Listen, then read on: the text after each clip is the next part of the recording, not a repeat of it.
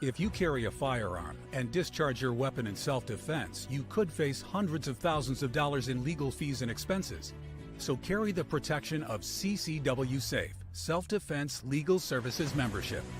Upfront payment of all criminal and civil defense costs with no out-of-pocket for members. Unlimited defense budgets, unmatched legal expertise. Carry the same level of support police officers have. Carry CCW Safe, the highest caliber. And we are back. I'm Chris Evan, the CEO of Survival Dispatch, joined by my friend Jeff O'Donnell. Good to see you, Jeff. Good to see you. Man, exciting episode planned for tonight. A lot of fantastic information to share with our audience. Before we dive into that, just a couple quick things. Number one, if you sign up for CCW Safe this week, use the link in the description below, and you forward your confirmation email that you signed up, send it to support@survivaldispatch.com. We will send you a free 1-year membership for Survival Dispatch Insider on Patreon. That's normally $95 for the year or $9.99 a month. And that way you get all of our situation reports, you get an invite to our private signal chat, and there's more to it than that, but it's a 2-for-1 type deal this week. Sign up for CCW Safe, get the Survival Dispatch Insider as well. Quick announcement, Jeff is going to take over as the host on Saturday evenings. So you'll be seeing more of him. And John, who will be with us shortly, will be taking over hosting every Sunday and Tuesday. And the reason for that is not that I need a break because I continue to work 7 days a week, but I need one day through the week where I can concentrate on meeting with our partners. And I just haven't had that bandwidth. And then the second part is that when somebody sends us a product that we actually like, it's about 10% of the time, I need some time on the weekends to put together something of a promotional nature for them. So looking forward to the directions that both Jeff and John will be going. They'll have a different spin than me, and they're both better educated, smarter guys, more eloquent than I am. So you guys will be looking forward to Saturday, Sundays, and Tuesdays starting this weekend. All right. Next thing up that I want to mention is there's pretty credible intel floating around right now. And I know that some of you have already seen this from our friend Keith Graves or Sarah Adams. And this is the original source of it, American Kinetics. They got the information from Command 11, but they're the original source that has everything on their X page. Let's go back up for a second. So if you want to follow them on X, it's at AX Actual, ACTUAL. So the gist of this warning is, and it's very similar to the intel that we've shared with you many times in the past, the next attack on America, the next terrorist attack on America, as far as Al-Qaeda and ISIS are concerned, and keep in mind that ISIS is a spinoff from Al-Qaeda, they're still joined at the hip, is that they want to do what's called a swarm attack. We announced this 3 years ago, actually, and that means attacking multiple locations simultaneously across the country. And their goal is to hit mid and smaller tier cities and counties where they can overwhelm the number of first responders. Just a hypothetical here. Imagine that 12 terrorist cells today attacked 12 schools in a small county that, say, had a population of 200,000. There would only be enough first responders to get to the first school. That cell would probably be killed in the process. Then the next day, imagine they hit 11 schools at another small county. They lose another cell. The third day, they hit 10 schools in another small county. When this is war gamed out, what it basically shows is that after the first day, parents stop sending their kids to school. After the second day, parents stop going to work. After the third day, complete chaos. There's no food left on the shelves. Grocery stores typically have 3 days worth of food on the shelf, and all hell breaks loose. If we are going to have a grid attack, a power grid attack, or data networks go down, it would not happen until after the first few days. They will want credit for what they've done before they try to send us back to the dark ages. So this intel that came from Command 11 originally, Sarah Adams has backed it up, as well as the Kinetics guys here, is that they've got intel showing that ISIS, Al-Qaeda want to attack hospitals, but also churches and schools, by the way. And the method would be vehicle-borne IEDs. So think Timothy McVeigh, think Oklahoma City. However, the twist on it is that after that initial attack, to have armed terrorists go inside the building and take hostages. And of course, they'll stretch that out as far as they can to get as much publicity as they possibly can. But again, imagine this happening multiple locations simultaneously. And the other piece to it, of course, is not just multiple locations today, but tomorrow and the next day as well. Now, that may or may not happen, but the intel is pretty strong as far as March 30th is concerned. Don't take that to the bank. I'm just saying where the evidence kind of points. But March 30th is some sort of holy day for Muslims. And traditionally, they've capitalized on it, used it for days in attacks in other countries. So at this point in time, everybody needs to keep their ear to the ground, pay attention to what's going on, elevate your situational awareness in public. I highly recommend that you follow these guys, American Kinetics. So at AX Actual on X. There's a whole bunch of information here, and I'm not just going to read it verbatim and reiterate what you can find quite easily on your own by going to their account. But I will point out that towards the end of this post, right there, they give some examples of mid-tier cities. Now, they're not saying that these cities are for sure going to be hit, but these would be examples. And the one in Boise, Idaho is particularly concerning. That's close to where our friend Keith Graves is, but Boise's actually been named multiple times in intel, both open and closed source, as a potential target, especially the outlying areas in these smaller counties. On top of which, we know that just outside of Boise, Idaho, there's a Somali terrorist training facility. And that's not hyperbole. You can look this up. And basically what it boils down to is there's a Soros-backed DA. The judges are corrupt. And law enforcement, every time they get a call saying that they've heard bombs, explosions, full auto machine gun fire, and they go to this property, they're turned away. Nothing's wrong. We're okay. Get off our property. And the courts will not give them a warrant to inspect what's going on. It's not a big secret that it's a terrorist training facility. And there's multiple other ones across the country that you can look up, or you can go back through some of our previous episodes and find that information quite easily. So with that being said, our main topic tonight is this travesty that's happened with Tina Peters in Mesa County, Colorado.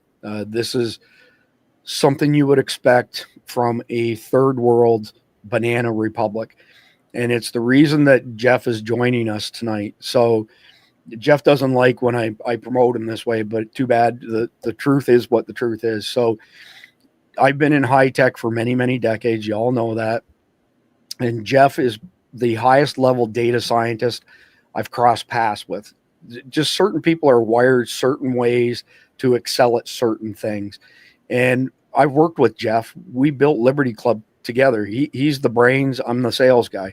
And when you work with somebody at his caliber, it becomes obvious really quickly at how fast they can solve problems, how they have a nose for going in the right direction. So Tina Peters essentially took data from the voting machines in Mesa County because she knew there were shenanigans had transpired in the 2020 election, and she wanted to expose it, and she was in a position to expose it. And from there, I'm just giving you a super high level overview because Jeff's going to give you more details. But an activist judge forbid any exculpatory data evidence. And Jeff, who went through the data, found unequivocal proof of election tampering. The election was stolen. And we know that from multiple other angles and sources. But the difference between the other people and Jeff is Jeff actually has the receipts. He's got the data, and he can go through it in such a way that it's essentially irrefutable. If that evidence had been admitted to court, the judge would have had no grounds to throw the book at her. He completely admonished her. Usually we don't cuss in chapter 1. We wait until chapter 3, but this guy's a first-class asshole. At the very least, he deserves to be taken off the bench. So, Jeff, I want to turn it over to you. Give us like a 5, 6, 7, 8 minute overview with more detail than what I have, and how you got involved with the project and where you are with it right now, and why you're bringing this to light now and not previously. Well, thank you. and it is a absolutely horrible travesty, and it is just another in a series, really. What's happened to Tina is terrible, but if you look at it in terms of what happened over those 4 years, starting in 2021, it was just event after event. I like to say, I mean, this was a takeover, a socialist wanted to take over America, and the steps of that are pretty well defined. First of all, you get people in that can rig an election so that you can get your guy in. The next thing you do is you attack the supporters of the guy who's supposed to be in, and with the Jan Sixers and many people, and Tina being a very extreme case of this, and then you try to get rid of the guy who should be the leader. Check, they did that. And then after that, you try to solidify your hold on the infrastructure of the country. And unfortunately, they weren't quite done with that. And that is where our hope comes from, that we were able to fight the incredible fraud machine that won 2020. We were able to fight it enough to get Donald Trump back in the White House, and now we just have to pray that he does what he needs to do, so that we never have to go through anything like this. Now, like everyone else, I mean, I was just a guy. I just started a company. I've been a tech software guy for 40 years, and when the election happened in November of 2020, I too woke up and was extremely surprised, to say the least. But what could you do at that point? I watched, with horror, how it developed, and I, like everyone else, followed every case, looked at the data best that I could, but I didn't know anybody. I didn't have any access. And then Tina Peters got a backup of her election management server in Mesa County, Colorado. This was extremely unusual, because they don't want us to look at any of the actual data. These are black box machines. And she did this because the results of the 2020 election, they had concerned her a little bit, not a lot. Tina, being clerk recorder, had that kind of quiet confidence. Our elections are safe, and we're all working hard. Nobody in my office is doing anything wrong. We're doing things perfect. And then a few months later, when they had a municipal election in Grand Junction, Colorado, and all four of the conservative candidates for city council in a 70% red county all lost, that is really the moment that she was like, there might be something really wrong here. So she finds out right after that Dominion and the state of Colorado, Secretary of State's office, were going to come in and install a new version of the election management software. That election was in April. In May, they were coming to do that. And she was immediately concerned and asked enough good questions to finally figure out that this is not like installing a new version of Outlook or Firefox. When they install a new version, they essentially wipe out every single bit of data that's on the hard drives and replace it with a brand new image. And thus, that would wipe out all of the data, the election data that was on that server for actually every election back to 2019 that was on there. So she managed to get, she had asked for help for a number of places. Nobody helped. She wasn't technically capable of doing the kind of backup. What we needed was, you hold the term a forensic backup. That means it is a backup of every single thing that is on the computer, every bit of space, whether it's used or not on that computer. It's the kind of thing that the police will use in court cases. I mean, it's you have chain of custody, you have proof it wasn't altered. All that is involved in getting a forensic backup. So she managed to get a backup made before they came in and did the update, and then another one after they did the update that proved that everything was wiped out when they did that.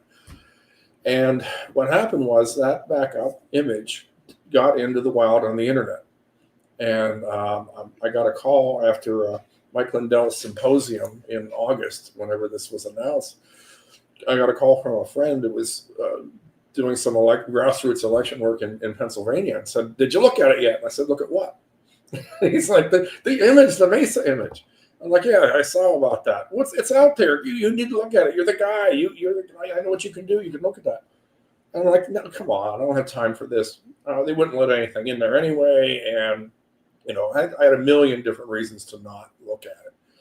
But this guy and my wife, and I think God, talked me into going ahead and looking at it. And that eventually became a report called Mesa County Report Number 3, which outlines just from the databases, data in those systems alone, proof of manipulation of the records inside of that machine that were not standard, they were not normal, they were not performed by anybody. And when I found out that not only did that particular manipulation happen in the 2020 election, it happened also in that 2021 grand junction election as well. That's when I knew that we had a problem. And so I had not met, I didn't know Clerk Peters until then. I managed to I'm nobody. I'm like jumping on top of a mountain, waving my hands, saying, "Hey, everybody, look what I found." That took probably 6 months. Wow. And then finally, somebody saw it that was attached to Tina's legal team, and I managed to get to meet her and in person. And I'll use the word interrogate, because the first time, I'm trying to figure out what happened and see what backs up my the data that's on there. Numerous times. Now I consider her a friend, and she's languishing in jail now in Colorado. But all of that went into the report that I did, which I assume we're going to give some websites out that people can go and read themselves. As you said, I put everything into my reports that somebody who is technical can go in and recreate them, because I want them to. And in fact, Dr. Walter Doherty, who is a professor emeritus at, he's got the credentials, 10 miles long. He recreated it and ended up, his name was on the report also, because he is the validator of that, of my findings in the Mesa County thing. Yeah, it's an incredible what they put Tina through based on the evidence that you found that they would not allow it. So before we go any further, Jeff, I was thinking this is probably a good time to play just a couple minute intro to your docuseries, Fingerprints of Fraud. So I'm going to share that next, and then we'll get some more comments after that. First, almost 26,000 ballots had been scanned and counted. This represents more than a quarter of what would be the final count. At 2:18 p.m., a new adjudication database was created. It was initially empty. The records for Batch 1 and Batches 59 through 267 were then copied to the new database. At that time, the new adjudication database became the one used by the Dominion software, effectively orphaning the source records of over 5,500 ballots left only in the old database. The transferred ballots were then reprocessed, which included sending them through adjudication again. This is when the adjudication judges in Mesa County began reporting problems, such as seeing the same ballots again, and overall adjudication counts not increasing when they completed work on a ballot. The records show that of the approximately 20,000 ballots processed twice, 1,608 of them had to go through human adjudication the first time. However, the second time those same ballots were processed, that number was only 961. The only explanation for this is that the ballot images for those ballots were not all the same, and had been altered or replaced. Okay. Jeff found that the 2021 Grand Junction municipal election showed that on March 30th, coincidentally the third-day ballots were being processed by the county. Records of over 5,500 ballots were left orphaned in the original adjudication database, while almost 3,000 were transferred to the new database and reprocessed. In this election, 4 city council races were decided by less than 3,300 votes, well within the margin of orphaned and reprocessed ballots. The difference in human adjudications between the first and second processing was even greater than in the 2020 election.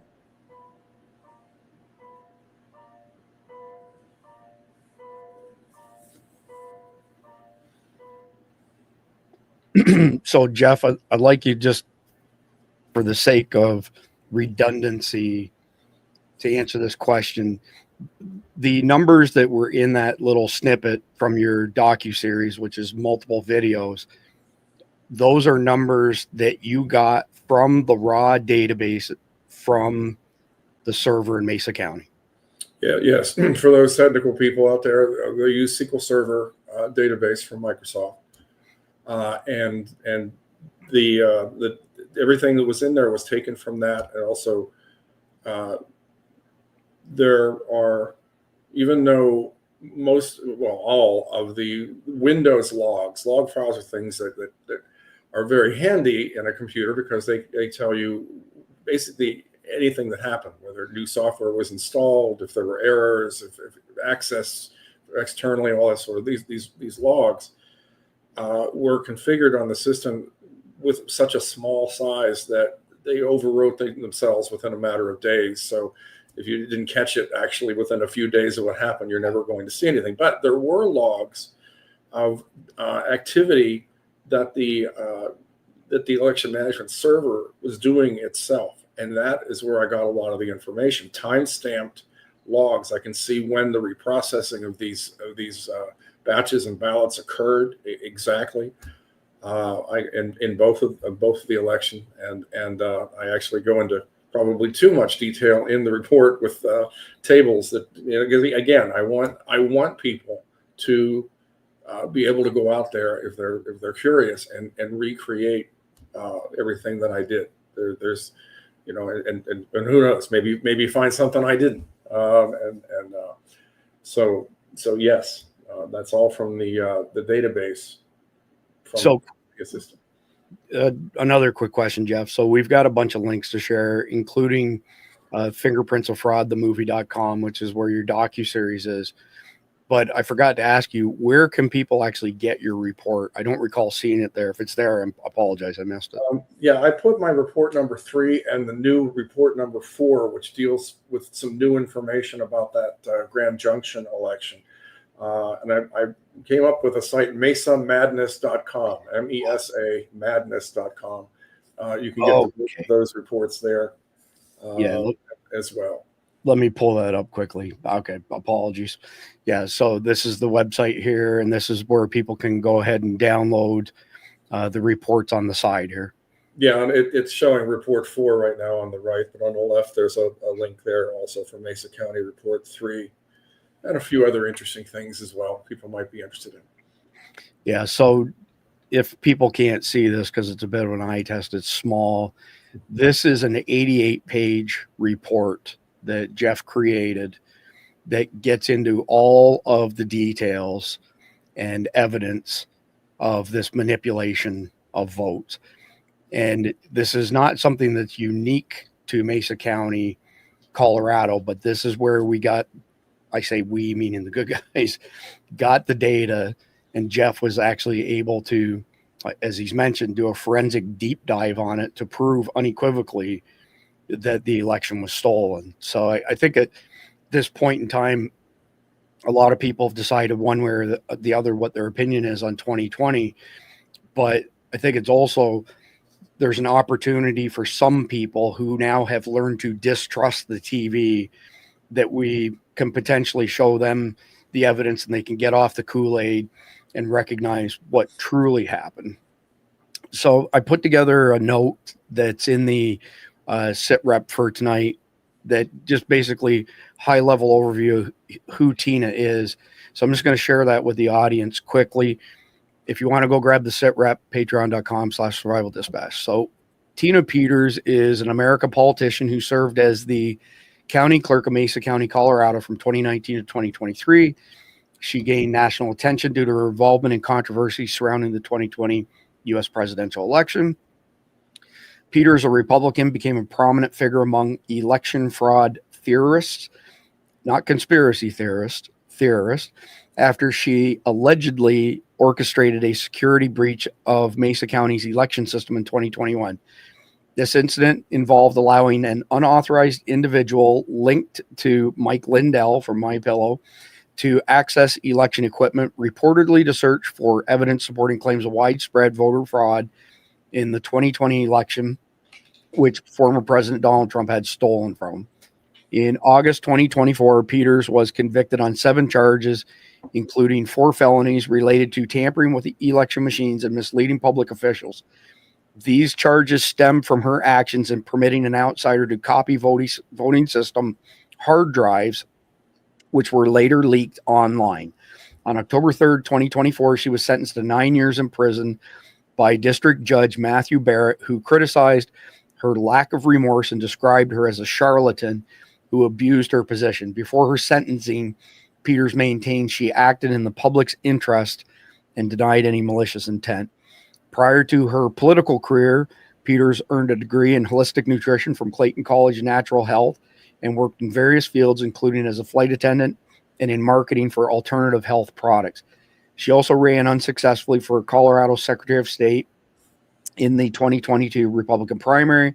Her personal life includes the tragic loss of her son, a U.S. Navy SEAL, in a 2017 parachute accident, and a divorce from her husband in 2021. So, Jeff, the next thing I want to go into is the sentencing video. So for people who watch Survival Dispatch News, this is not new news, but this Garmin watch of mine will set off an alarm when my heart rate goes up, you know, anything that's inducing stress. And I will bet a dime to a dollar that this video will set it off, because this judge was way out of line.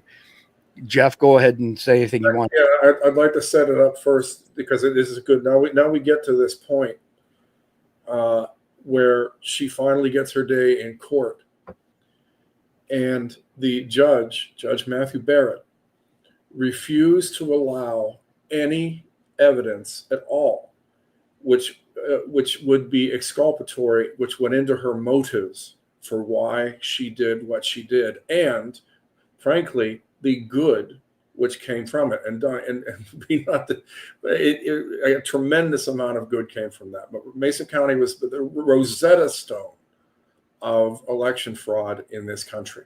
But every single thing, I was submitted as a possible witness, not allowed. Many other people were submitted as possible witnesses that could testify to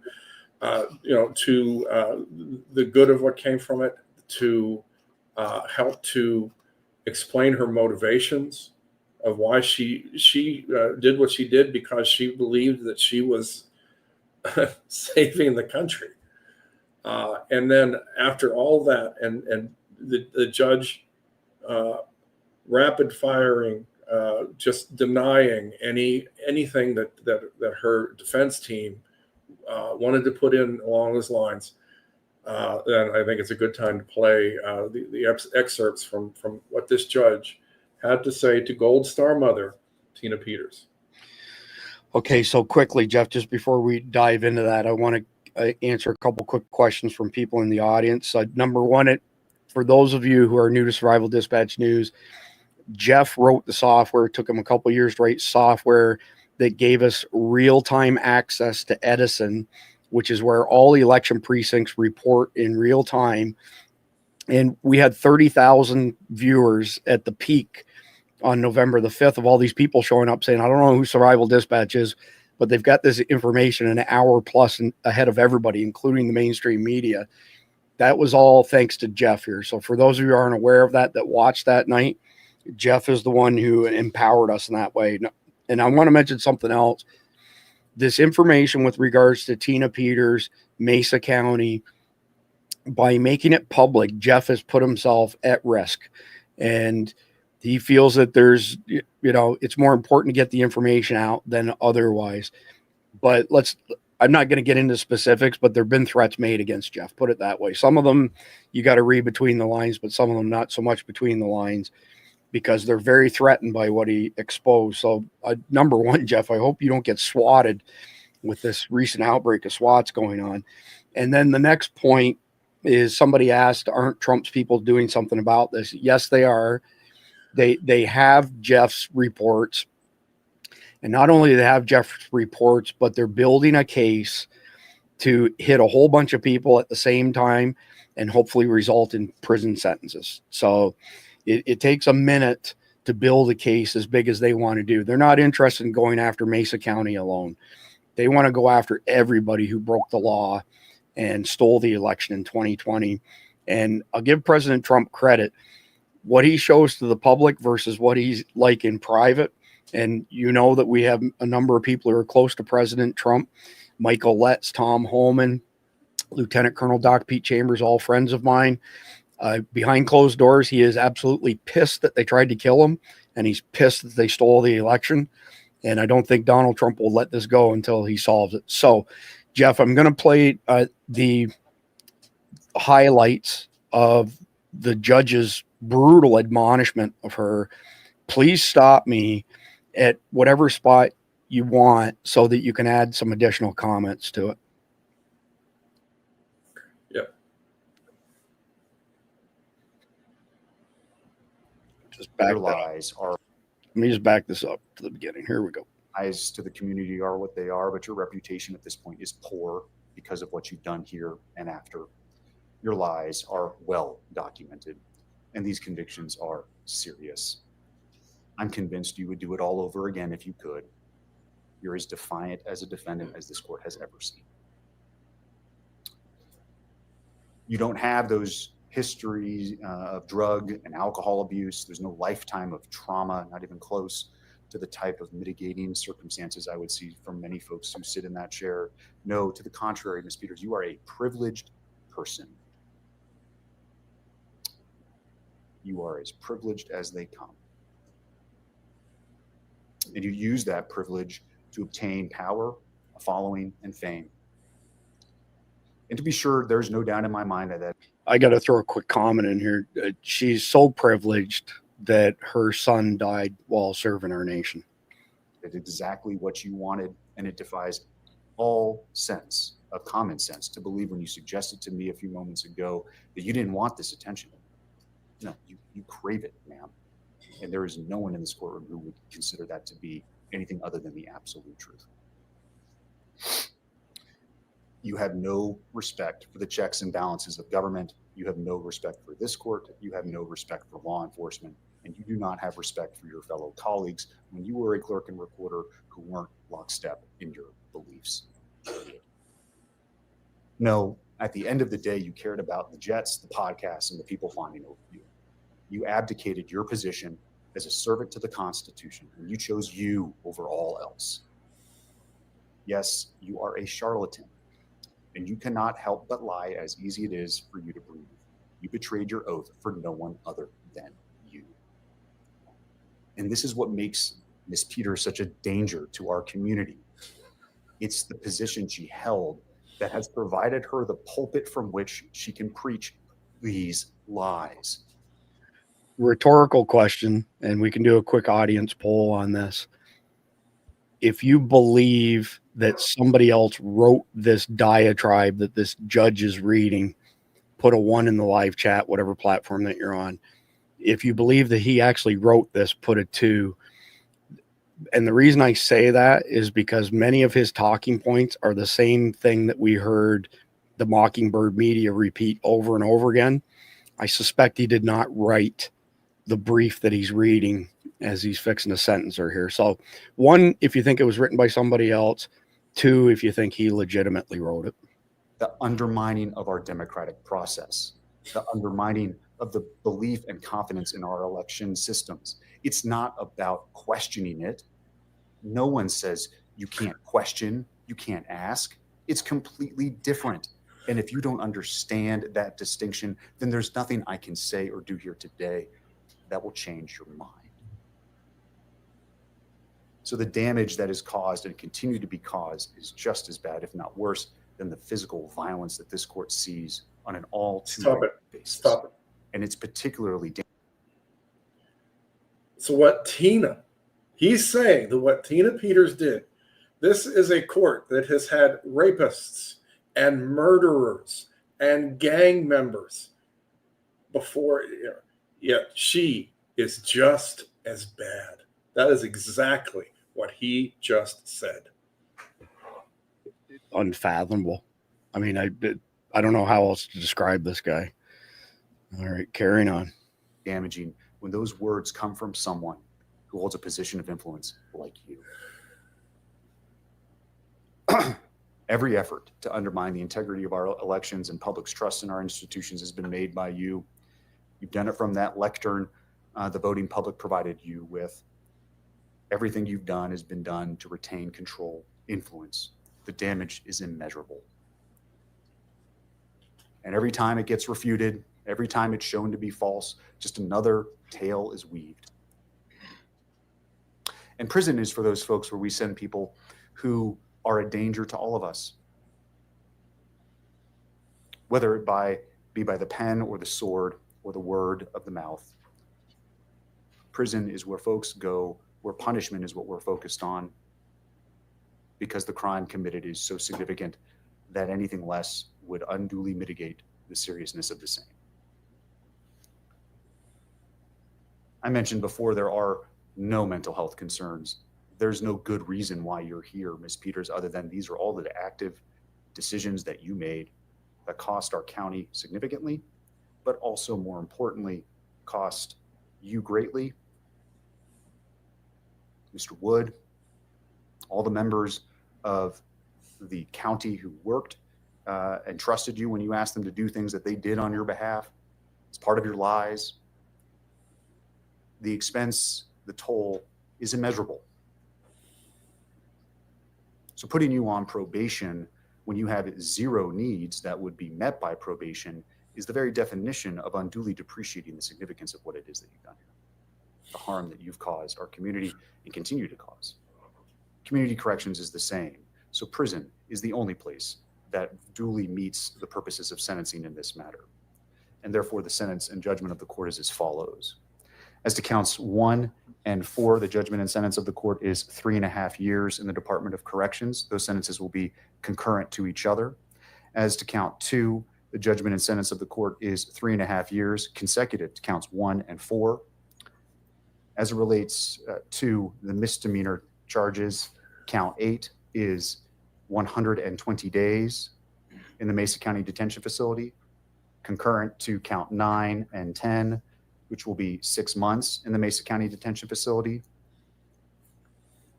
consecutive to the prison sentence. The reason those sentences are consecutive is because those sentences are, as the prosecution stated, directly related to what it is that you did here in our community, the damage you caused this community, the breach of your oath to the electorate in Mesa County. Pause it. Your sentence will be.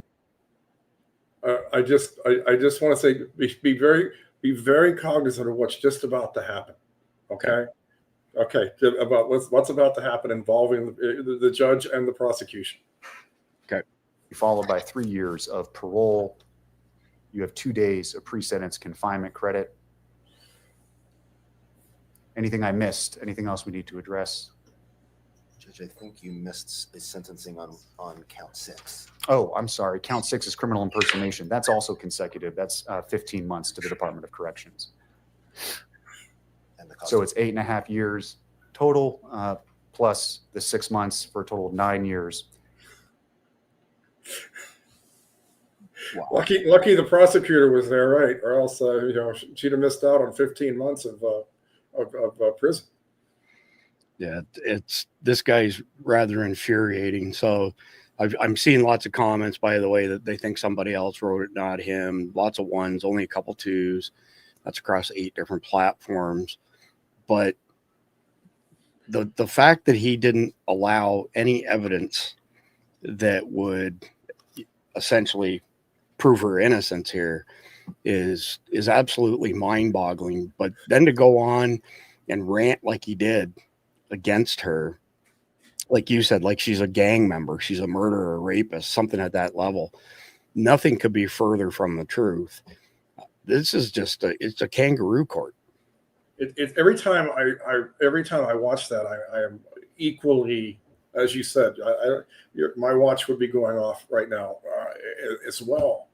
And it is important to understand that the story of what actually happened in the production of that image is a very complicated, in some ways, Jason Bourne type thing. But I will say one thing: having spoken to, I believe I have spoken to every single person, with maybe one exception, that was involved in this whole thing. And although it was, she had to take some very unusual steps to get that image made. I can't figure out any other way she could have saved that data. In other words, I could not come up with any better way Right. that she could have done it and saved that data. And if she hadn't saved that data, we would never know so much that we know now.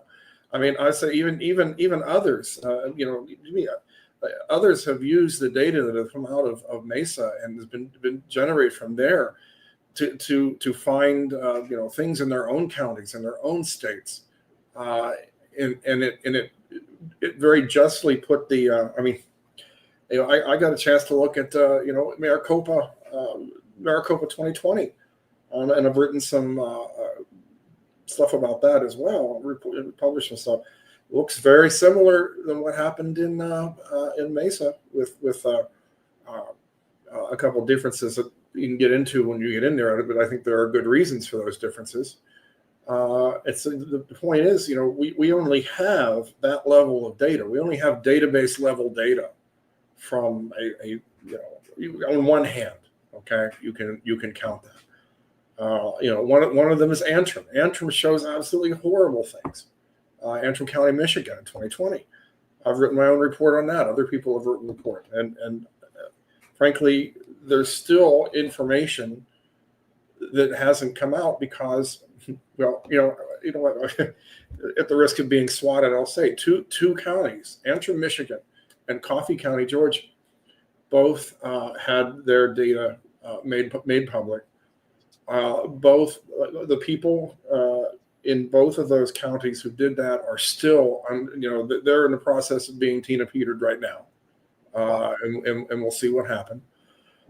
And they have. I used to joke, and it wasn't that far from the truth, that when I called somebody in Georgia, and I said, "Hey, I got a question about Coffee County," they'd hang up on me because they didn't. No. I only want to say the word. We didn't say the word. And it's pretty much that bad in Antrim also. So it took an incredible amount of I think, God-inspired circumstances for the data from Mesa to come out as complete as it did, for it to actually see the light of day, and for it. I mean, it has now been 3 years, almost within a month of 3 years since I released Mesa Report 3, which had us in it. And the only, if you wanted to get to something else, that's fine. Or if you want me to keep going. Yeah, keep going. Yeah, because I think it's a lot of people are probably thinking, well, has anybody refuted this report? And the answer is yes. Yes. One person has refuted this report, and that is the district attorney out in Mesa County, who after doing a very thorough analysis of the report, gave a presentation, a report to the county commissioners out in Mesa County, basically blaming the clerks for making the same terrible, horrible, they'd never have done it mistake in both elections. And Walter and I, Dr. Dougherty and I, put together, I think, a very clear refutation of every single point in that, which is also available. But the thing is, as he was leaving, and I had a number of friends that I made sure were there. One of them asked the district attorney, well, this is a very technical report. There was nobody technical helping to give his refutation. Who did you get to rebut to go over this report? And his answer was, we asked Dominion. Wow. Yeah. So, it's kind of like, OJ, did you kill them? No. Well, why would he lie? Okay. Wow. No need to look further. Okay. All right. That's unbelievable. Absolutely unbelievable. And that's why when I have to go to Colorado now, I got to go in somebody's trunk, and I don't like it. I don't fit in trunks well. It's a really big car. I mean, I'm a big guy. Yeah, absolutely. So Tina Peters' current status, I put into the sit rep. It's just 3 short paragraphs, so everybody's aware. So as of March 19th, today, of this broadcast, Tina Peters, former Mesa County, Colorado clerk, is currently incarcerated, serving a 9-year sentence following her bogus conviction in August 2024 on 7 charges, 4 of which were felonies related to unauthorized access to election machines. She was sentenced on October 3rd, 2024 by District Judge Matthew Barrett, who ordered her to serve 6 months in county jail for a misdemeanor contempt charge, followed by over 8 years in a state prison for the election-related offenses.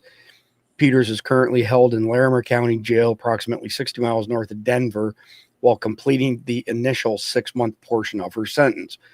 Reports indicate that Peters' health has been deteriorating in custody.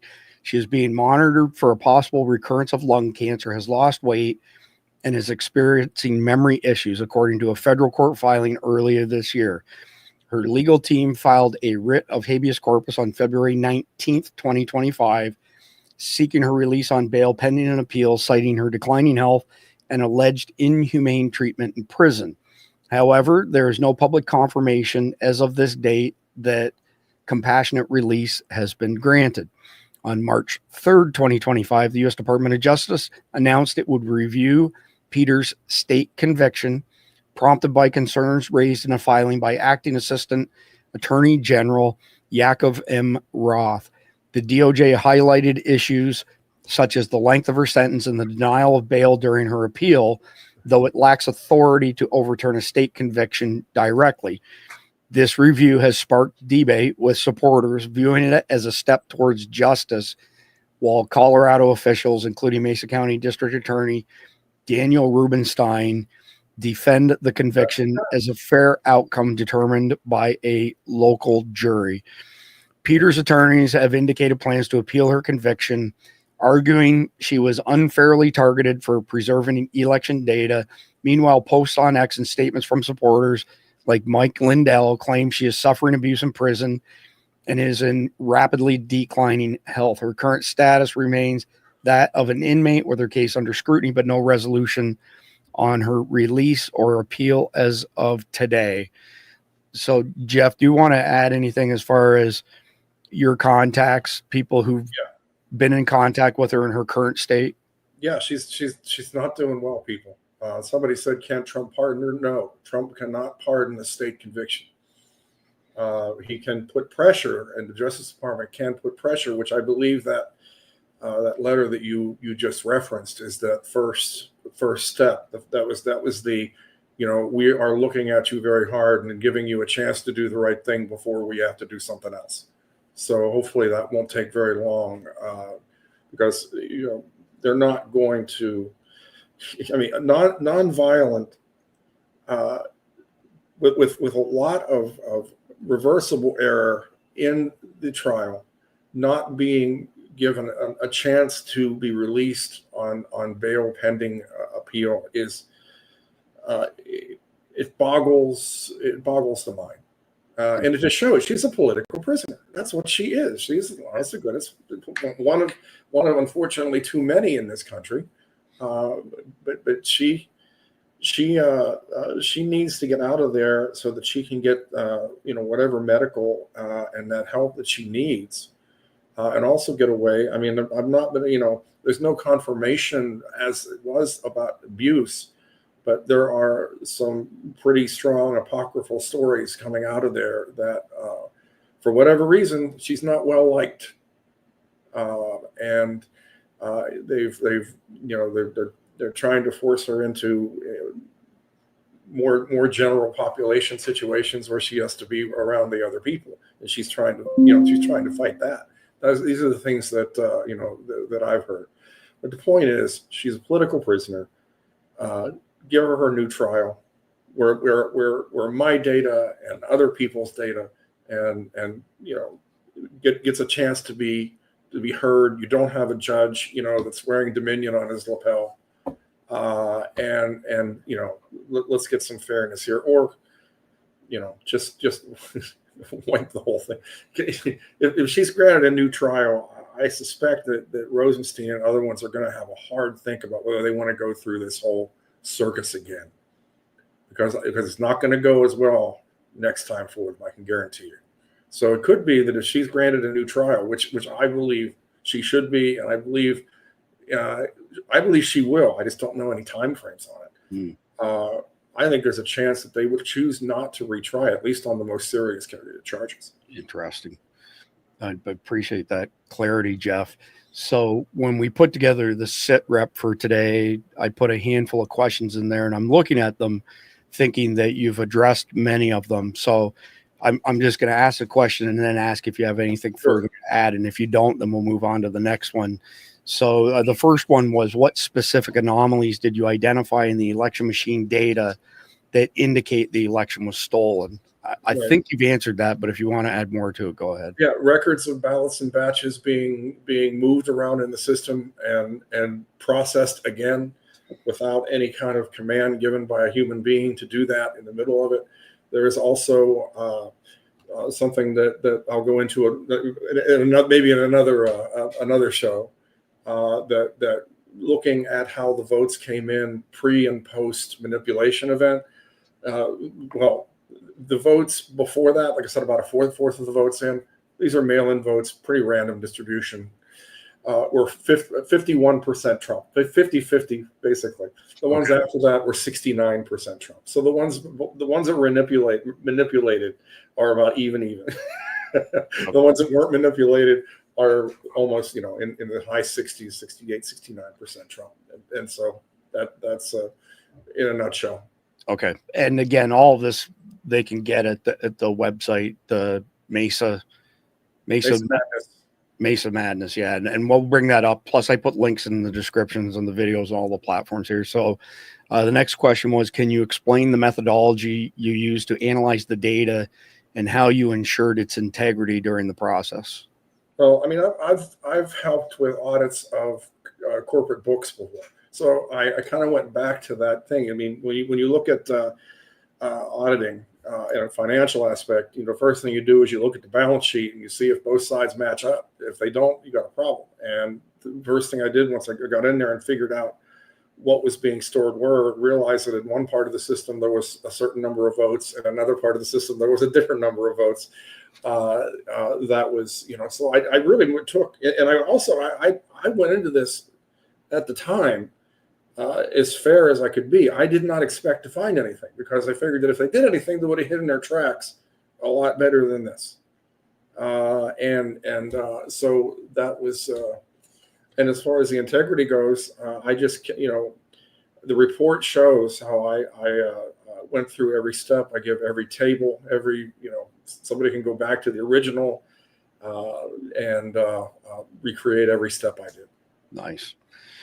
Next question was, did you find any timestamps, logs, or digital signatures showing unauthorized access or manipulation of the election system? If so, who or what do they point to? Those logs are the ones that were wiped out and unavailable that would have given us that information, to be perfectly honest. And so there was an issue, like with all Dominion machines, there are certain passwords that are kept, encryption keys that are kept in plain text, and password sharing among people with administrative access and non-administrative access having the same password. That sort of thing is definitely in there and findable. But as far as access, those network logs that would show that simply are not there. Okay, so I want to make something really clear to our audience. So Jeff is proficient in all aspects of high tech, great developer, forensics, you name it. Whereas my background was being a systems and network administrator, especially in server side related stuff. And there were servers that I managed during my career early on before I moved into business development that had millions of accounts on them, millions of email accounts, that sort of stuff. Server logs do not disappear. Just, oh, it's gone. It has to be something that somebody issues a very specific command to purge the logs or completely delete the logs. It wasn't accidental. It's not a mystery. It's actually not a mystery, Chris. What they did was they said to like the logs roll over. You know, they when it reaches the end, it starts rolling over. They set it to such a small amount that in a day or two, it would have gotten rid of everything that was there. That was what they did with all the logs, all the log files. And listen, from a systems and network administrator standpoint, there's no good reason to do it that way. None whatsoever. You know, the just so people understand out there, the typical process for all servers, and Jeff mentioned the word rolling over. So what'll happen each night on a web server, for example, it will take today's logs, it will zip them up and put them in a file in the same location, and it'll have a date on it. It might say something like log 1 on it, and the new log starts, which is log 0. And then most web servers retain that information for at least a month. Some people even longer, depending on the industry that they're in. So for all the logs to just disappear, that is not something that just happens on a server, period.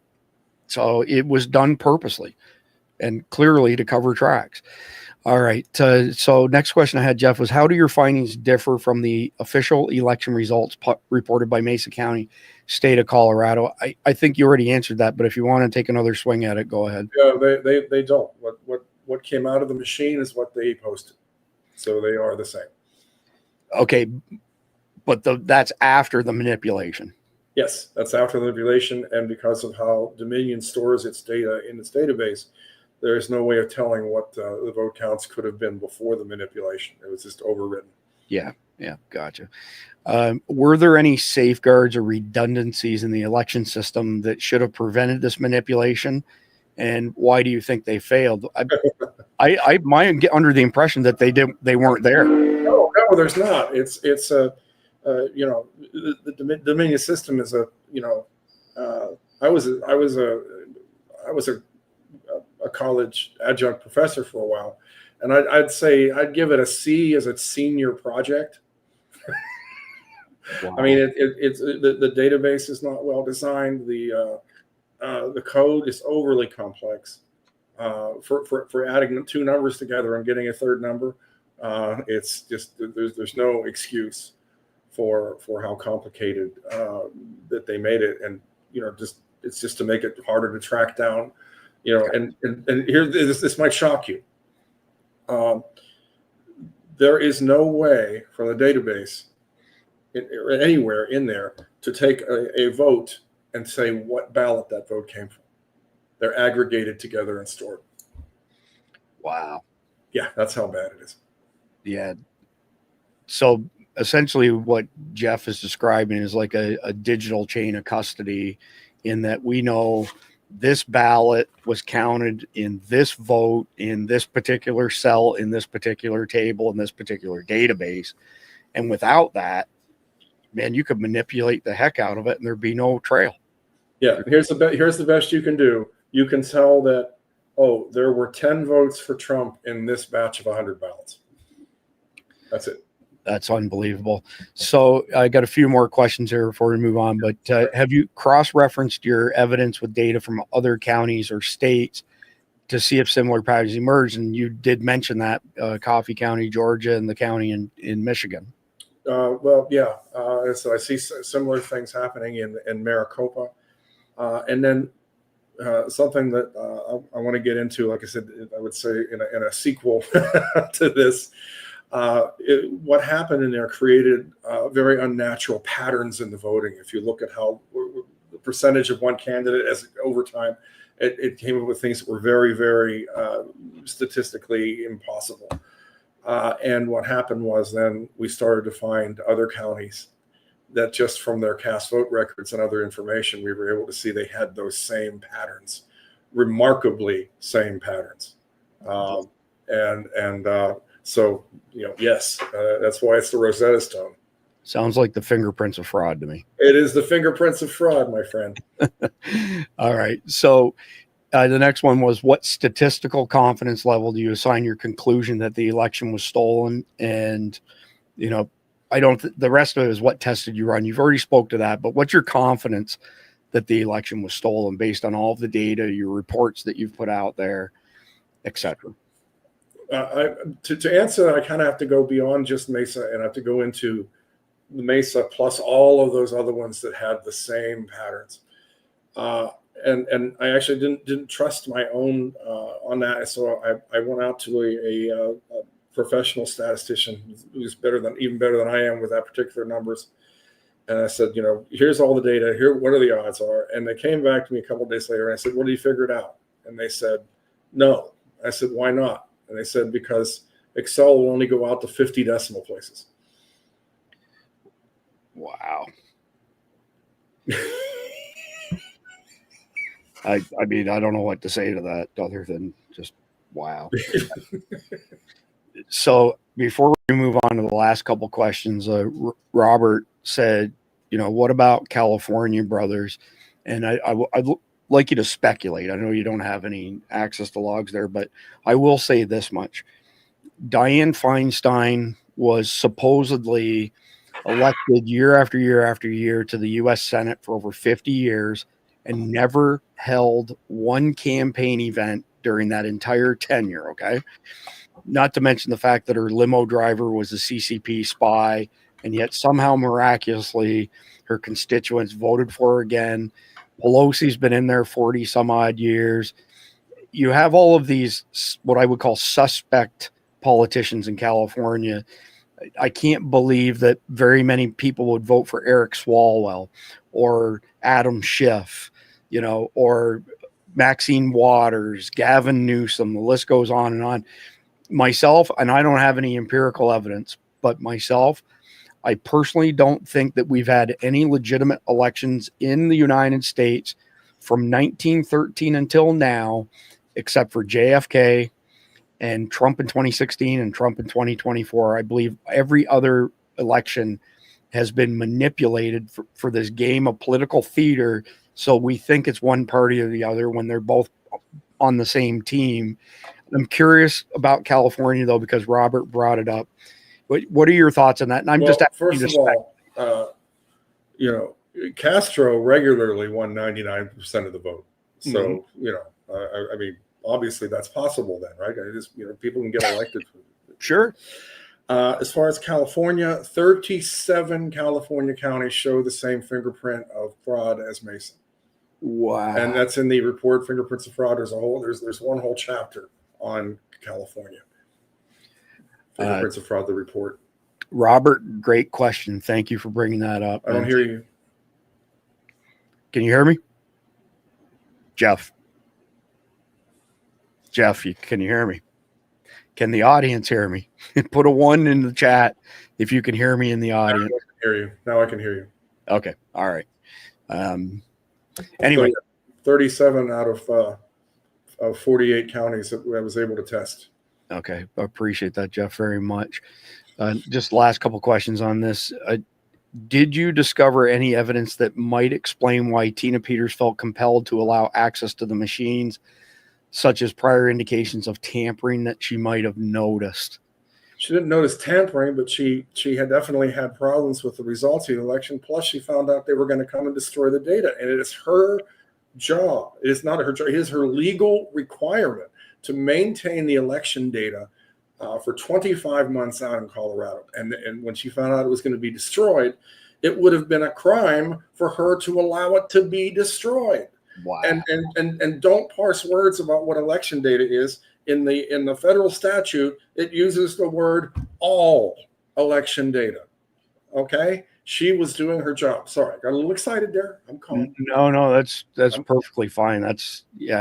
incredible. I forgot that I'd seen that. One of the movies that you sent to me, I watched. It was really, really good. I'm trying to remember what the name of it was. Selection Code. Selection Code. We'll bring that up. We'll bring the links and everything up to that in just a second. So, how would you respond to critics who might argue your findings are based on incomplete data or could have alternative explanations? Go through the data and make those alternate explanations. I welcome anyone to do that. Yeah, that's good. Except for except for a mistake by a clerk done twice when I spoke in great detail with the clerks about this particular possibility. Okay.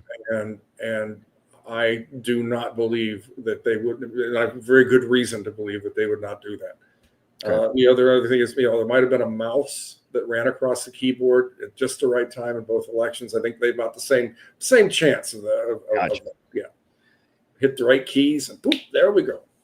All right. So last question would be, what steps do you think should be taken to verify your findings independently and then ensure that your evidence gets into hopefully her appeal or a new trial?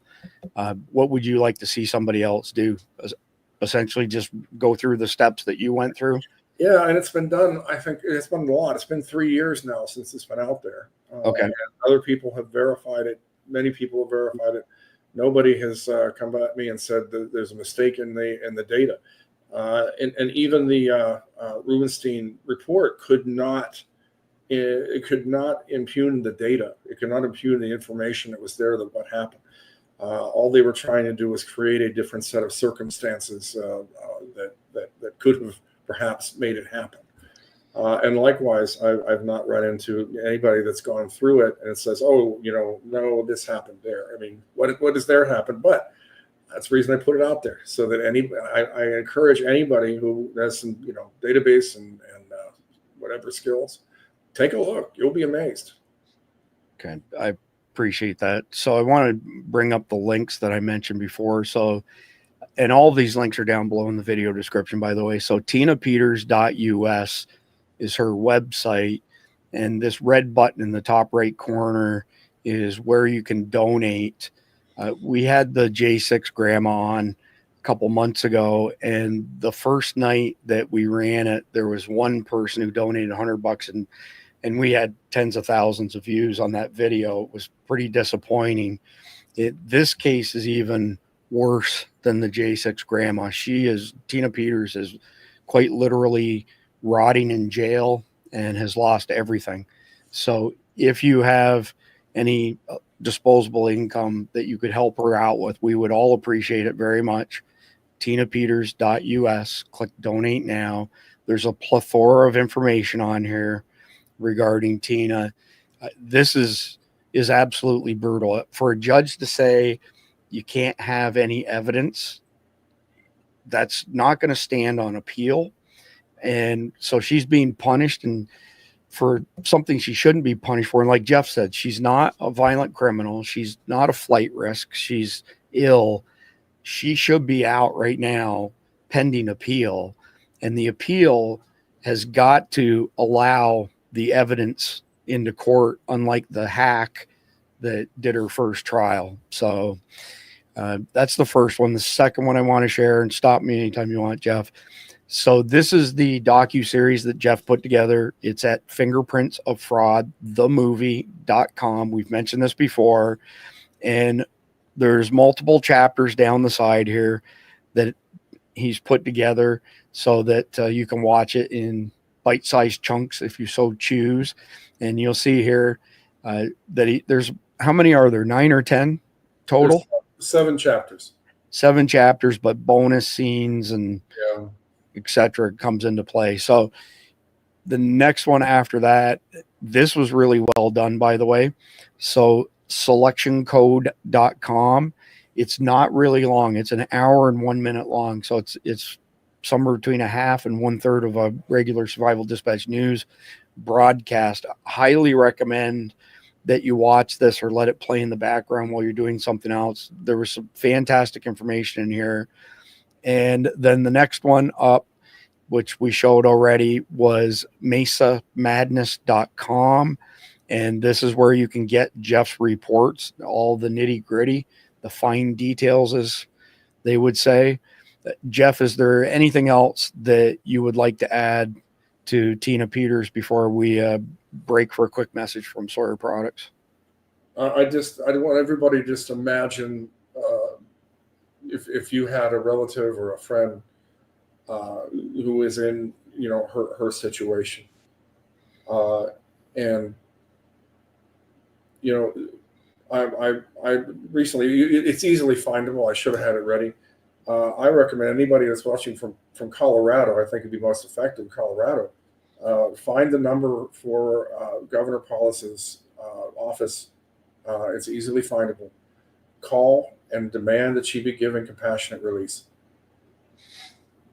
Yeah, that's a great advice. Most definitely. Jeff, do you want to hang out for chapter 2 or do you got to go? Either way is fine. I can hang out for a bit. Okay. All right. So we're going to break for a 30-second message from Sawyer Products, and we will be right back. The Sawyer Mini is the most versatile personal filtration system available. It's a perfect solution for backpacking, hiking, hunting, fishing, scouting, international travel, and emergency preparedness. At a mere 2 ounces, the Mini fits in the palm of your hand and can filter up to 100,000 gallons of water from any freshwater lake, river, or stream.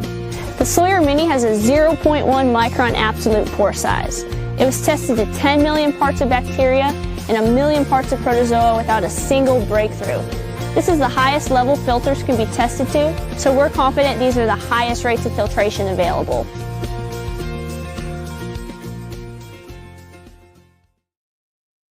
So just a quick comment on Sawyer Products, by the way. Several years ago, we were sent like an absolute ton of products from companies who do water filtration, purification. Denny Chapman and I, we took this absolutely the grossest water you can imagine off of his ranch. It was full of all kinds of animal urine and feces, and every single product failed. And Sawyer Products was not part of that round of testing, but there were some big names who I won't mention. We're not in the business of hurting other people's businesses, but we put so much work into it and not one of them passed. We sent the tests out to a third-party lab that I gave up on it. So every time after that, somebody'd say, hey, test our water, product. I'd be like, yeah, I have no interest in doing that just because it's, a lot of it's snake oil and I'm not wasting that kind of time again. Sawyer Products then came to us, and for whatever reason, they caught me in the right mood. And I said, okay, we'll take a look at it. And everything that we put their products through passed with flying colors. Then on top of that, something that really appeals to me is Sawyer Products are American owned. It's an individual, guy and his family. And their filters in particular are at the other end of I-4 for me in Tampa, manufactured in the United States, 100%. They got the best QA, QC out there, and they've got a huge heart. Literally within hours of Hurricane Helene tearing up North Carolina, they were already getting ready to ship multiple products to that area so people had decent water. So with that being said, we'll jump into the next chapter. It's not as long tonight as usually. So Jeff, we'll get through the second chapter and I'll do chapter 3 by myself. But the X post that's up on screen here is a post that I made yesterday that did pretty well. I'll reload it and see where we're at here. Almost 34,000 views. So I don't have a massive presence on X like some people do. So 34,000 views for me is pretty good. And essentially, I put it out there. I'm growing weary of hearing people calling for judges to be impeached, federal judges to be impeached. Here's the deal. Since 1789, 15 federal judges have been impeached. Only 7 have been removed from the bench. To impeach a federal judge, you need a 50+1 vote in the House of Representatives, but you need a supermajority in the Senate. So if all 100 senators show up, you have to have 67 votes to convict on that impeachment and remove the judge from the bench. It's not going to happen in this current atmosphere that we have, composition of Congress, et cetera, et cetera. Would it be good to be able to say, well, we got an impeachment? It's really just an exercise. There's nothing more to it than maybe a bit of egg on the person's face. You're not taking them out of the equation by doing that. However, I've mentioned this before. I'd love to get your comments on this too, by the way, Jeff. So Borsberg, the judge who ordered that the TDA gang members be brought back to America, in one of his missives, he wrote that as an equal party to this, and essentially these federal judges think that they are part of the co-equal branch with Congress and the executive, and nothing could be further from the truth. That applies to the Supreme Court, no lower courts. All of the lower federal courts in the country are constructs of Congress. They fall under Congress. I've shown it before. If you pull up the Constitution and you do a search on inferior, you will find 4 references to that word that specifically state that the lower federal courts are inferior. They are not co-equal branches, but these people like Borsberg think that they are co-equal branches. But here's the deal. Because they are a construct of Congress, Congress can pass a law, and people way smarter than me are doing this right now, draft a law that basically says if you are a federal judge, you cannot issue injunctions on a national scale. You are not the equivalent to the president. You cannot issue TROs, temporary restraining orders, on a national basis. But if one of those judges is seeking that type of decision, they will have to get approval from a tribunal comprised of senior judges to ensure that it's consistent with the Constitution. I believe that you're going to see legislation passed very soon on that topic, and that will put these activist judges in check, because now they're saying we have to allow transgenders in the military. We have to bring everybody back to USAID, even though it's clearly been shown that it was fraudulent activity. And we're teaching kids in other countries how to be transgender queers and stuff like that. Jeff, your thoughts on this current debacle we have with federal judges? Yeah, you're spot on. We're not going to be able to impeach them, even if we win all 13 Democrat Senate seats up in 26. That only gives us 66. So that's not on the table. It's going to be. I mean, you're absolutely right. There are ways to put these inferior courts in their place, but the problem is it hasn't been done. Mm-hmm. And so people don't like new things, but I think it's a necessary thing. And I think though the specter hanging over all this though too is that the check to runaway activist federal judges is the Supreme Court, and I think we're all feeling a little bit of itch in the back of our neck right now about particularly Amy Coney Barrett. We know we lost John Roberts a long time ago, but this is I made an X post yesterday that said, totally unexpectedly, miraculously, I'm suddenly for adding 2 people to the Supreme Court. Let's make it 11. Right. Yeah, we've mentioned ACN as not on our side. You could see the disdain on her face when she, walked by Trump at the not the State of the Union speech, whatever. Terry Morris, thank you for the comment. So Jeff, I don't know if you saw this, but Terry said, thank you for your expertise, Jeff. I'll be checking out more of your stuff, not because I need convincing. So Terry, I don't know if you were with us at the beginning of tonight's broadcast, but Jeff will be hosting his own show, part of the Survival Dispatch News Network, on Saturday evening starting this week. He's got some great ideas, and I'm not going to let the cat out of the bag. I'll let him roll with it. You'll see it on this Saturday. All right. So, I guess that's that. We can close the file on JFK. It was the CIA. Thank you for your service. Jeff, I haven't had much of a chance to go through the JFK files, but I ran across somebody on X who claimed that they submitted it to an AI. They didn't say which AI. And essentially what it said was that the CIA, under directions from LBJ, collaborated with Mossad to take JFK out. And reportedly, there's somewhere in this 80 some odd thousand files that released multiple reports from CIA agents saying that Oswald was trained on how to shoot a gun in the Soviet Union by the CIA and Mossad. And the CIA some of the agents filed reports saying, we don't think we can use this guy because he's not a very accurate shot. And the reason that Mossad was involved was because Israel wanted nuclear weapons, and JFK said, hell no, you're not getting nuclear weapons. And after JFK was dead for a few years and LBJ was in power and he was as crooked as a dog's hind leg, apparently he's the one who essentially gave them our technology for nuclear weapons. I can't prove the veracity of any of that. I have not gone through the files. I'm not going to go through 88,000, 87,000. I got to rely on people smarter than me. But based on previously released recordings of LBJ discussing this with Richard Nixon and essentially saying, I need to take JFK out, I'm not surprised whatsoever. Jeff, your thoughts on, who killed JFK? Oh my God, it was the CIA and Lyndon Johnson. We are all just so shocked.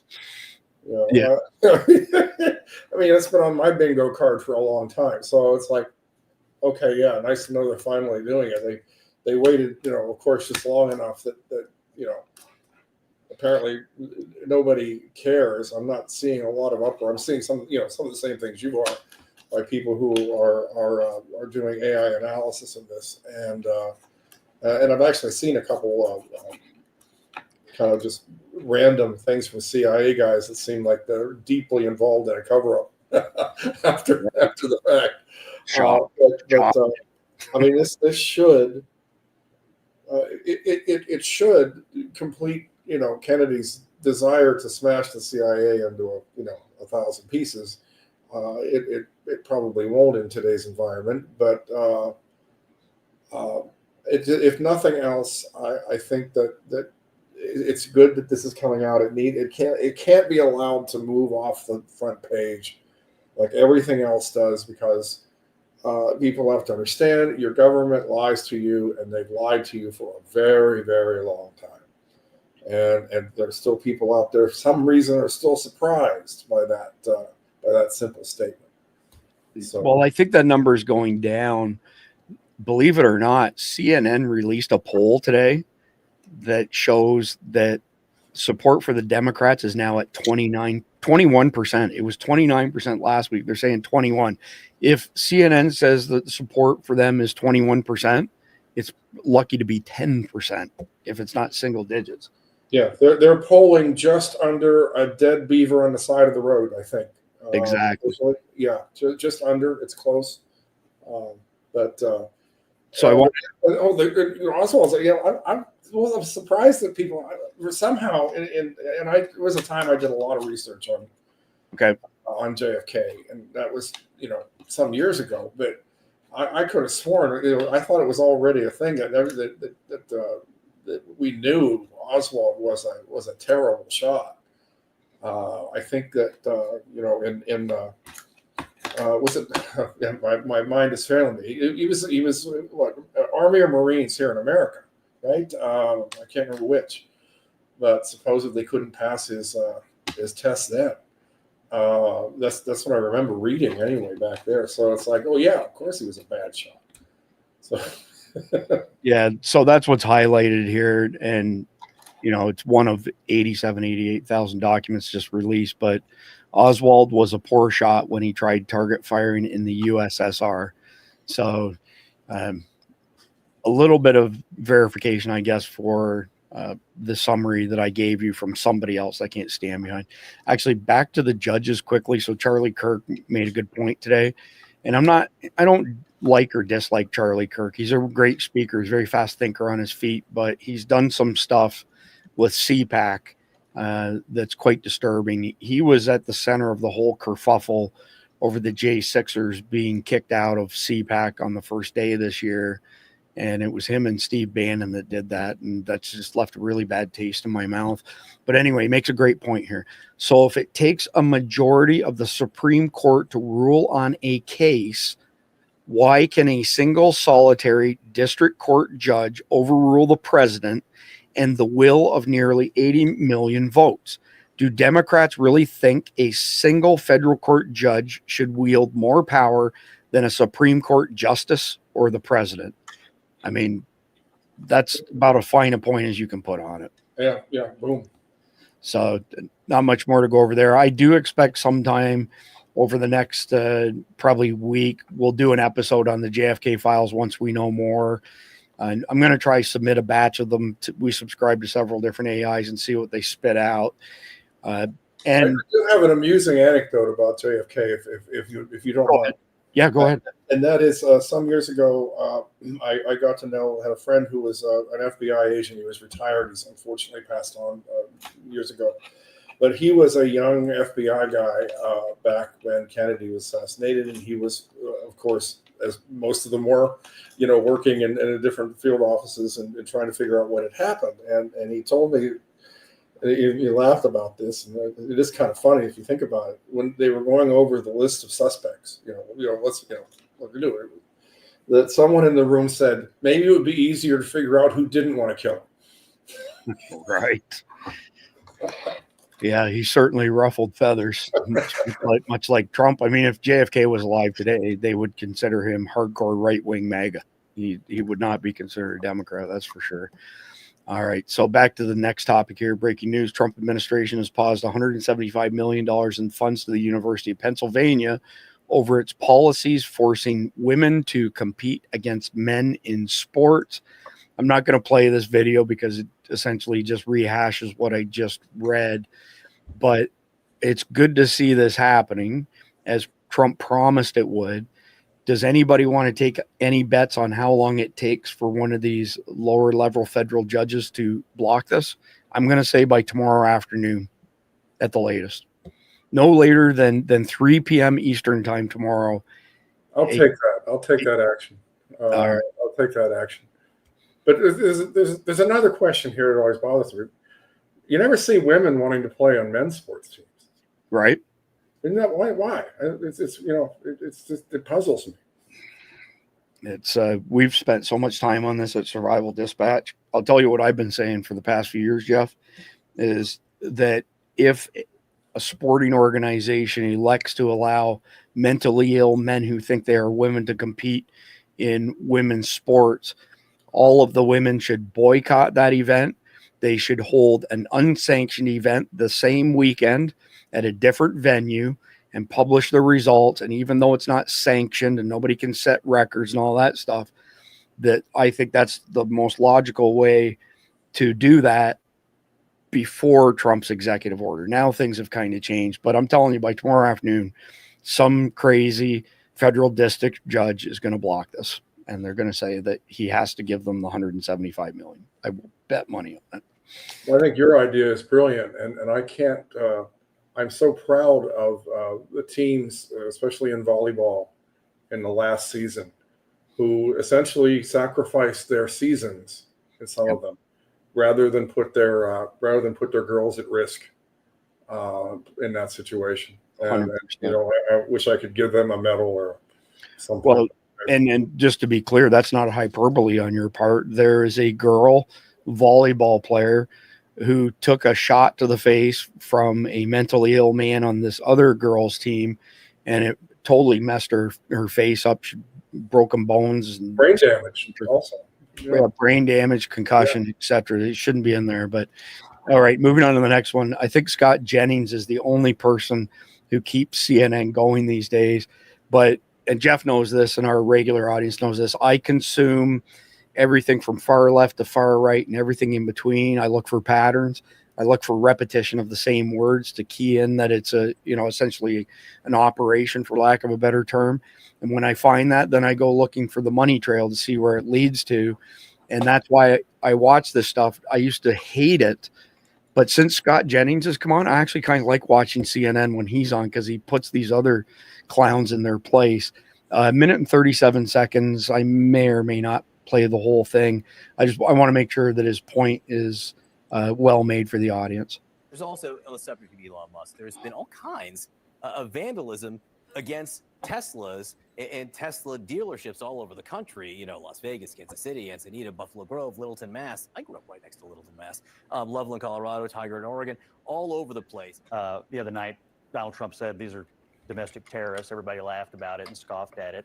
That video looks like terrorism to me. I mean, it's obviously an organized, coordinated effort, however people are communicating with each other, to do this to people around the country who chose to buy a Tesla at some point in the past, many of whom I'm sure are Democrats who bought them in the first place, all because their entire political worldview is ruled by their emotions. And that's the American left right now. It is one angry mob after another willing to take things into their own hands, up to and including keying, firebombing, and otherwise vandalizing cars and car dealerships and charging stations. It's outrageous. It is terrorism. People ought to be put in jail and left there for a very long time and be taught a lesson. So this right here, what's going on with a guy who helps our country, who runs successful companies, who doesn't have to be doing this, and now one of his companies is under systematic terroristic threat and violence all over the country, and people seem to be laughing about it or fine with it. It's outrageous. I've sat at this table and had people say, we should cut Elon Musk from the government totally. He rescued our astronauts today. Is that what we want? The treatment of this guy is outrageous. These people who are doing this need to be found, put in jail, and made an example of. That's my point. There's also I couldn't agree more. This is highly coordinated. I mean, it reeks of the Soros backing of the Black Lives Matter protests, where they had all these fancy printed signs and bricks delivered and stuff. This is the same way. And we're seeing a resurgence, by the way, of advertisements on places like Craigslist paying people to participate in protests again, which we know in the past is traced back to Soros multiple times. But this is coordinated. Some way, somehow, these groups are coordinating, because we're seeing it at Tesla locations across the world. There was one somewhere in Canada, either today or yesterday, where they completely trashed the front entrance to this Tesla building, the retail outlet. I don't know if you want to take a swing at this one or not, Jeff, but you're welcome to. Yeah, I don't know much more I can add. It's absolute domestic terrorism, you know, by people, you know, who some years ago were lauding him and electric cars as the salvation of the world, and now those same people are burning them down, and we know it's Soros money and a couple other organizations that probably also get their money from Soros that are doing this. I don't know what their end game here is, because they don't seem to be grabbing the public. I'm not seeing a whole lot of people saying, yeah, stick it to the man here. I'm seeing the people who I talk to on both sides of the aisle are just kind of horrified that something like this could happen, in our country for simply a political reason. Yeah, it's insanity. I wanted to mention another post on these judges that I made, and I've got a reply to it. I mean, I've got a gazillion unread. I don't know why this says 20 plus, because when I go to the page, it's like 200 plus. But this Judge James Boasberg, okay, so the guy who ordered the TDA gang members being returned to America, he does not have a valid oath of office. So what that means is that his orders have no standing because he's an imposter, okay? And he's made some brutal anti-Trump decisions, all of which aren't worth the paper they're written on, as I wrote here. So here's the deal. His oath of office isn't notarized. Now, if you are in the president's cabinet, for example, or if you're a governor, anybody at a really high level, you have to provide an oath of office that's been notarized, it's been signed, et cetera, et cetera, et cetera, okay? Boasberg's oath of office, which is right here, this one pager, as you can see.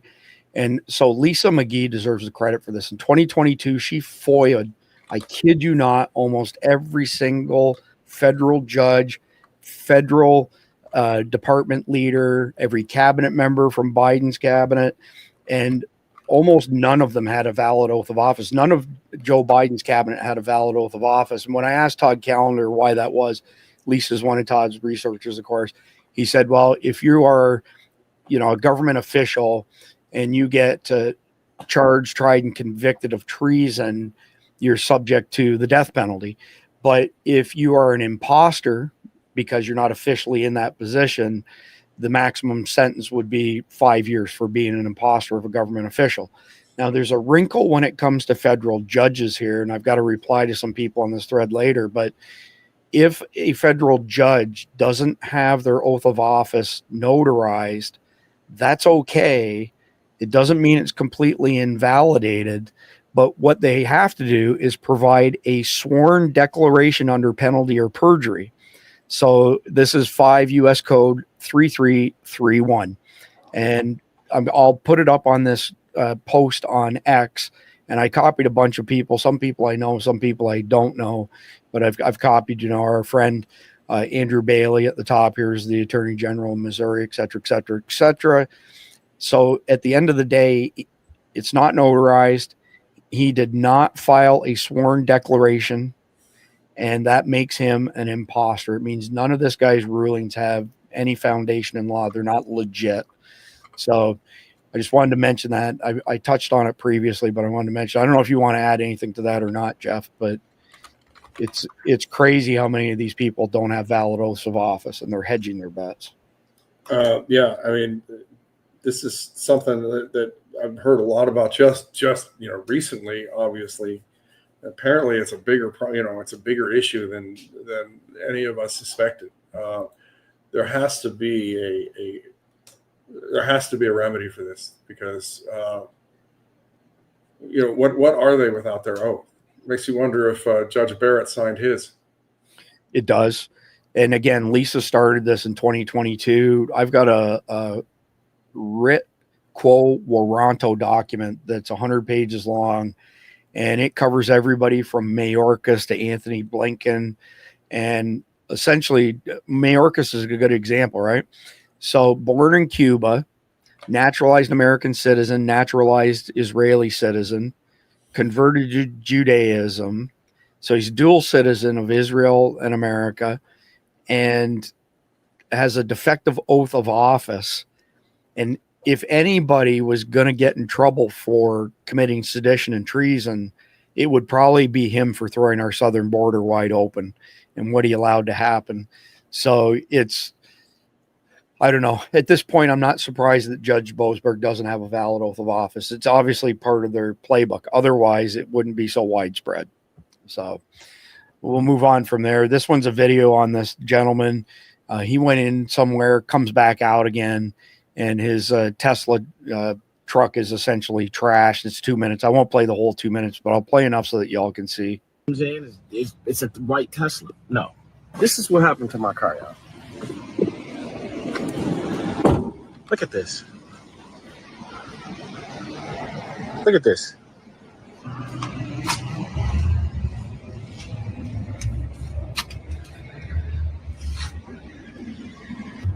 Y'all see this? Clown American. I don't know what this is. Is this paint?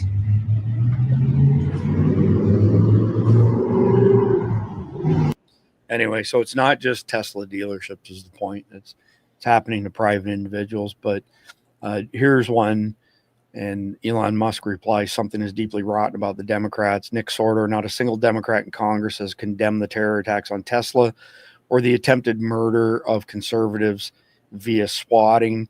And then he goes on to say, this is why their approval rating has cratered 29%. New poll today from CNN, 21%.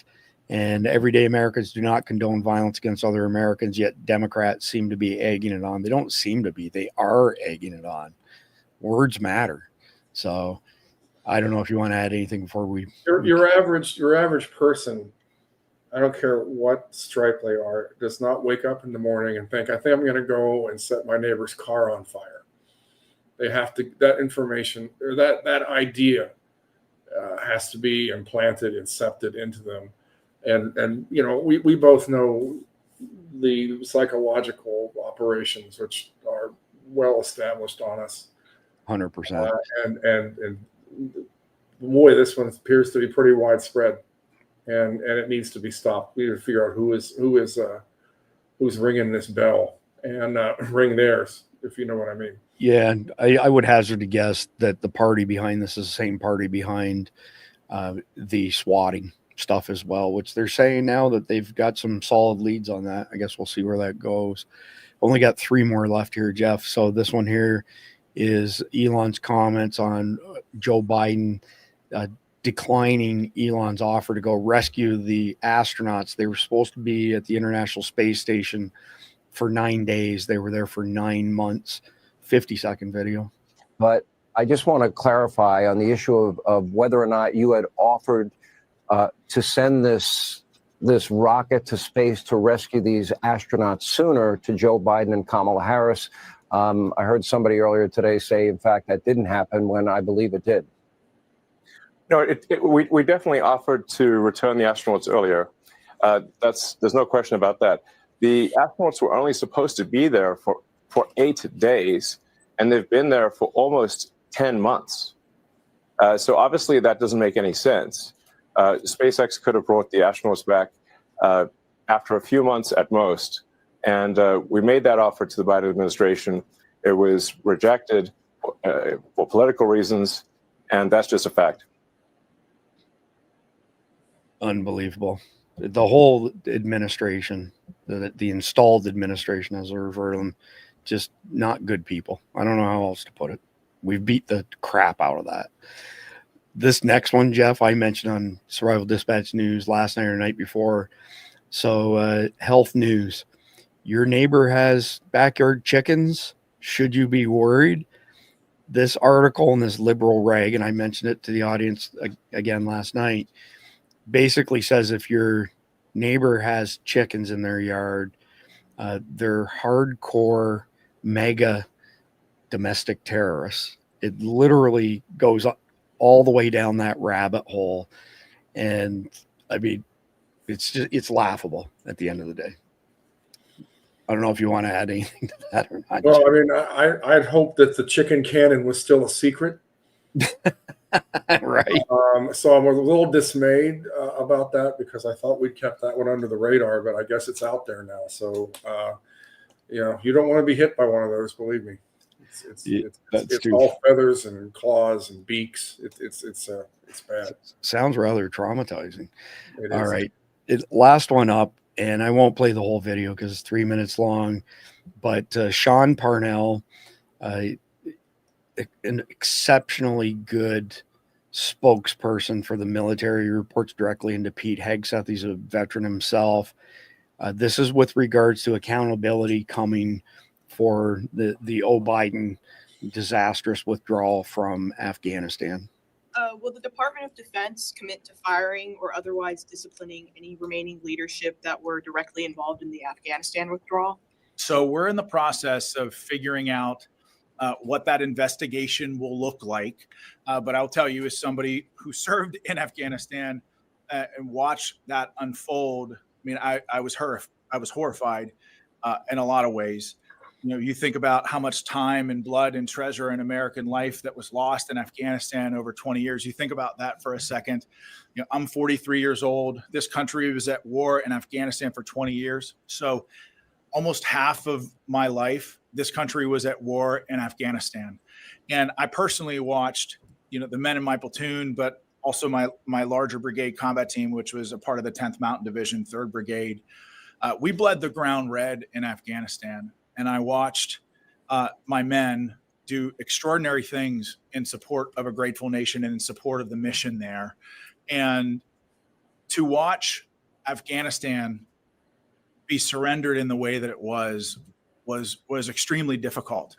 And I think something that President Trump and Secretary Hegseth really understand is that when America makes a decision to get involved in any conflict, we have a moral obligation to have a clear-cut end state to what that operation looks like, a clear exit strategy to what that operation looks like, and to make sure that victory is clearly defined.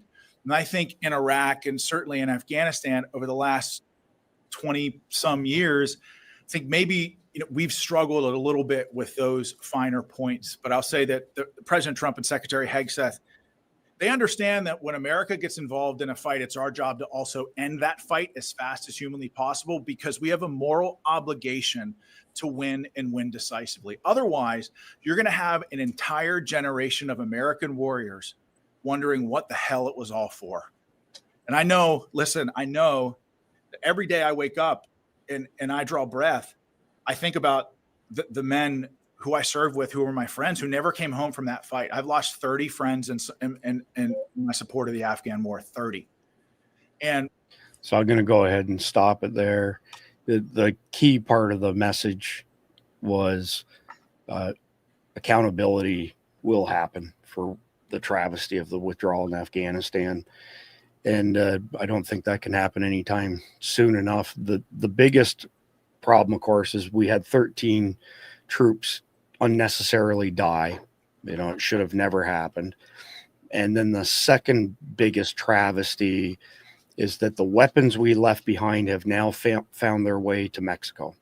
So Hezbollah and the Sinaloa cartel in particular have been joined at the hip since the early 1990s. There's many members of Hezbollah in Mexico that have an accent that's identical to Sinaloa cartel members. They look like them, and they cooperate in every possible way they can to try and hurt America. And one of the things that they've done is they've managed to acquire the weapons that were left behind. And I've mentioned before that I have a friend who's an international arms dealer, and his father-in-law used to be the Minister of Defense in Pakistan. And he sent me screenshots not a month after the debacle in Afghanistan of things like $17,000 night vision rigs selling for several $100s, M249 closed bolt saws selling for $1,000 to $1,200. These are, $40,000 machine guns, M240s as well. And so that was sold to individuals in that entire geographic region. And again, Hezbollah, I should say, capitalized on it. Now Sinaloa has them as well. Somebody needs to be taken to task for that. I don't know if you want to have any parting comments on that or not, Jeff, but you're welcome to. It's horrible that no one was ever brought to task for that. And what you said reminded me of Soviet Premier Khrushchev in the 60s made a comment that was famous at the time, that said to America that we will buy the rope from you that we hang you with. Well, Biden or whoever was running his auto pen did the one better. We just gave it to them. Here you go. It's free. A good analogy there, Jeff. Absolutely. All right, Jeff. Well, listen, I appreciate your time. I know I'll talk to you tomorrow. Yep. And by all means on Saturday. So here's the deal, people. If you have questions for Jeff regarding the 2020 election, send them to support@survivaldispatch.com. We'll make sure that Jeff gets them, and Jeff will have an opportunity to either address them this Saturday or the following Saturday. And looking forward to seeing your show premiere. Jeff, hope you have a great night. You too. Thank you. Thank you, everybody. All right, y'all. So before we move into chapter 3, funny, haha, crazy, interesting, zany stuff, I want to share, I mentioned the past couple nights a company called Toor Knives, Toor Knives. And here they are. And they work very closely with Scallywag Tactical. I don't have discount codes. I don't have a relationship with them. I don't get any type of affiliate income. There's no link I can give you or anything like that. They wrote to me initially, and then I met with them, and they said, hey, we'd love to send you some of our knives. They're made in America, made in San Diego, and we pride ourselves on exceptional quality. So, and if you guys haven't noticed, I'm got a pit bull attack going on beside me here. So they sent us a couple of their knives, which was very nice of them. They sent 3 from Scallywag, a couple from Toor Knives. So Toor Knives would be the step up from Scallywag. This particular knife here is really interesting. It's scalloped on one side. It's not a switchblade. It's no spring assist, but is just an incredibly solid knife that weighs virtually nothing for the form factor. So if you want to kind of move a notch up from Scallywag, which are a great bang for the buck, Toor Knives their larger company is great to look at. They sent this fixed blade as well, and it's one of the best balanced in my hands fixed blades that I have, and I have a bunch of them. I have an addiction for knives. Cowboy boots used to be watches, but not so much now that I got this one. Cowboy boots, watches, and knives are my thing. When my wife and I first started dating, I had an entire bedroom dedicated to my cowboy boots, cowboy hats, and all the clothing. I used to model clothing for a company called Hot Bods. It was for bodybuilders and weightlifters. And I have a serious knife addiction. So anyway, really good quality. Check them out. TOORKNIVS.com. All right, let's get going here. That's okay, sissy. We got a little guy that we rescued not too long ago, and he's full of piss and vinegar. And our female rescue just had her knee rebuilt, and she's giving him a what for because he's a little too overactive. But anyway, I thought this was pretty funny. The U.S. education system's teachers union, where it's gone rotten. And I'm from the federal government, and I'm here to help. That terrible quote from Ronald Reagan, you're in trouble when the government shows up and says, I'm here to help. I thought it was pretty good. Supposedly tomorrow, Trump is going to issue the executive order to abolish the Department of Education. That means no later than Friday, there will be another activist judge with some proclamation that he can't do that, but whatever. All right, next one up. Democrats will say this is fake. Federal judge orders price of eggs to go back up. They tried to engineer this situation, right? They killed, 200 million chickens on, they might possibly have bird flu, but we haven't confirmed they have bird flu. In reality, all they were trying to do was screw up the prices of the market and try to blame it on Trump, and that blew up in their face spectacularly. All right, next one up. Here you go. That is, if you didn't know, and you can't read this if it's too small, that's Joe Biden signing executive orders right in the middle. Joe Biden. That's about it. Next one up, and there you go. Here's the alternative to that theory. There's this theory. I just found a picture of the auto pen Joe Biden used to sign official White House documents. Obama's third term, right? All right, and get this around that. You live in a land run by idiots when it is illegal to kill unhatched bald eagles, but it's legal to kill unborn humans. I'll tell you what, from a personal perspective, I was never in favor of abortion, but it wasn't high priority item for me until whatever it was around 4 or 5 years ago when Governor Northam started allowing these post-birth abortions. That's murder, and late term abortions. And there's a whole bunch of people like my buddies. We got to talking and saying, we're not in favor of abortion, but it's not our highest priority. And all of a sudden it went from, not high priority to definitely high priority. And as funny as this meme is, it's not funny. It's funny, not funny. All right. This cracked me up when I saw this. If you had a phone like this on your desk, you lived in the best days of America. And I say amen to that. And I had that very phone. And the next one up. All right. Species show office retardus. And let me make this one full screen for you.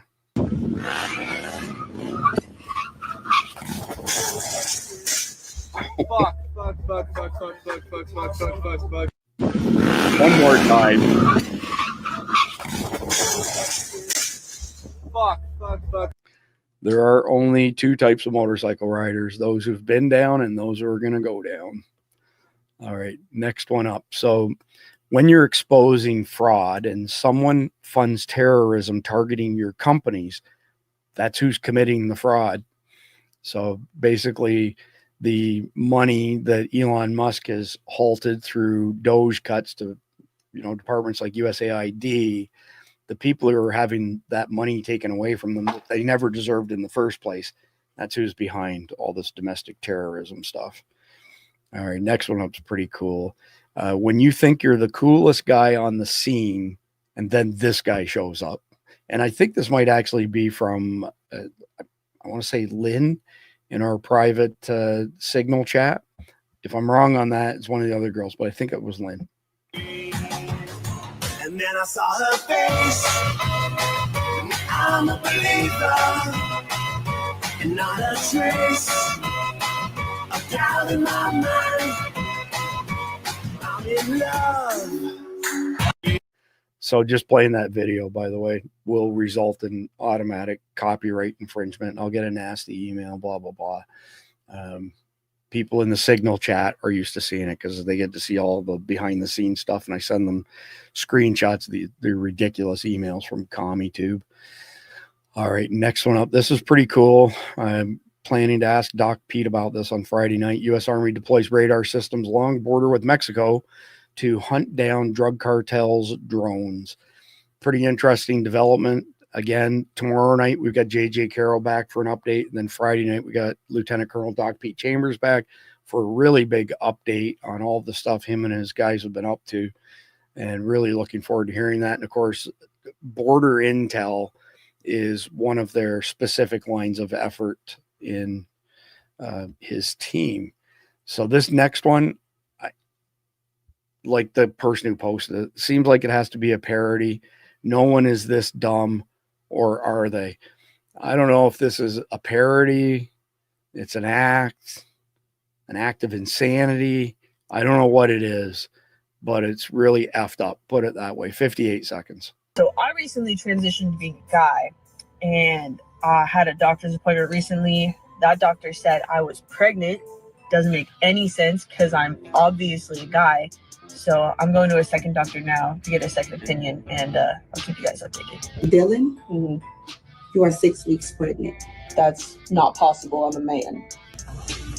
You definitely pregnant, right? Yeah, as far as our chart show, it did say that you are positive with a pregnancy test. So it says right here. That doesn't make any sense. How can a man be pregnant? Well, before your transition, things like that just don't go away. So just because you transition doesn't mean that the child goes away. So that means you are still pregnant. Maybe I was, but I'm now a man. Well, technically, you're not a man. I am a man. I'm sorry to inform you, you have woman body parts and you can give birth. So I recently transitioned to being a guy. All right. So do me a favor. Put a 1 in the comment section of the live chat if you think this person is truly that mentally ill, that this is a legit video. Put a 1. If on the other hand you think it's just a spoof or a parody, put a 2 in the live chat. I'm curious to see what the audience's input is on this. I'm honestly leaning towards this person actually being mentally ill, and it's not a parody, but I could be wrong. Could be 100% wrong for all I know. Curious what y'all think though. All right, next one up's pretty funny. If Obama and Gomer Pyle had a baby, it would be Hakeem Jeffries. I know I can't be the only one that sees it. Oh my God, that's too funny. Dollar store Obama. Golly. All right, next one up. NPC retards. And of course, this is from I Find Retards, the retard finder. NPC, non-player character in video games. So not a lot of votes in Rumble, kind of split 50-50, but over on YouTube, almost all ones. A couple think it's a parody. I still think it could go either way. Anyway, NPC, non-player characters, retards, 37 seconds. Is a constitutional crisis. Close to a constitutional crisis. Causing a constitutional crisis. Constitutional crisis. A constitutional crisis. Constitutional crisis. It means whole Constitutional crisis. in a constitutional crisis. Constitutional crisis. Constitutional crisis. Constitutional crisis. Constitutional crisis. Constitutional crisis. Constitutional crisis. Constitutional crisis. We have a constitutional crisis. As a constitutional crisis in this constitutional crisis. This is a constitutional crisis. This is the most serious constitutional crisis that this constitution is a All right. So the next audience poll is, are we having a constitutional crisis because of rogue activist judges, or because the Trump administration's out of line. Okay, so put a 1 in the chat if you think the constitutional crisis is really these rogue activist judges, or put a 2 if you think the constitutional crisis falls on Donald Trump's lap. So interested to see what y'all's answers are on this one. All right, next one up. There's no way I'm playing this entire lunatics video here, but that I don't believe this is an act or a parody. I believe this one is legitimate, and I just believe this guy is completely batshit insane. I'll give you enough that you get a taste of it. We're not mad enough yet to take to the streets en masse and protest what is being taken from us? Like they are in Europe, where they understand the price that will be paid if they do not stand up now. So much of what we have taken for granted here in America is truly being ripped away from us, and I know most of you understand that. But it is time for us to speak with our feet and go into the street. If you are not mad enough, let's add this fuel to the fire. The Trump administration deported a Venezuelan man from the United States to El Salvador, where he will be put in a prison camp that will make money for the El Salvadorian government from us. Our tax dollars are going to be a profit incentive to enchain a man in a foreign country he is not from. Does that not disturb you to your core? Why was this man deported? Because he was seeking political asylum. Something the United States has long held as a torch and beacon of who we are, as a source of liberty, of protection. Yeah, that's enough of that shit. So this is another whack job from the left, as far as I can tell, who believes in protecting TDA members. Absolutely horrific gang from Venezuela. Their number one thing that they do is child sex trafficking, because they make the most money off of that. Very opportunistic. They work on behalf of all the cartels, other gangs, you name it. These are scumbags on steroids. And the ones who've been removed are people who have a criminal record for either murder, rape, physical assault, and other heinous crimes like that, child sex trafficking included. They do not belong in our country. And you do the crime, you do the time. Too bad, so sad. And these bleeding heart liberals can literally go piss up a rope, as far as I'm concerned. And so here, let's go back in time a little bit, when the rocket scientist AOC said that Biden should ignore the court because there was a ruling on the abortion pill that suspended its use. And she said, well, we should just ignore the court. Okay, well, I don't disagree with that in the Trump's case. I think you should ignore the courts as well, but you lose a lot of political capital there. So he'll get his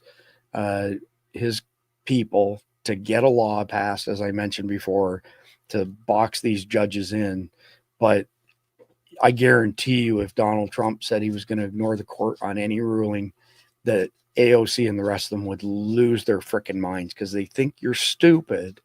And they think that you won't find these sort of videos and evidence of this because they think you're stupid. And me, they think we're all stupid.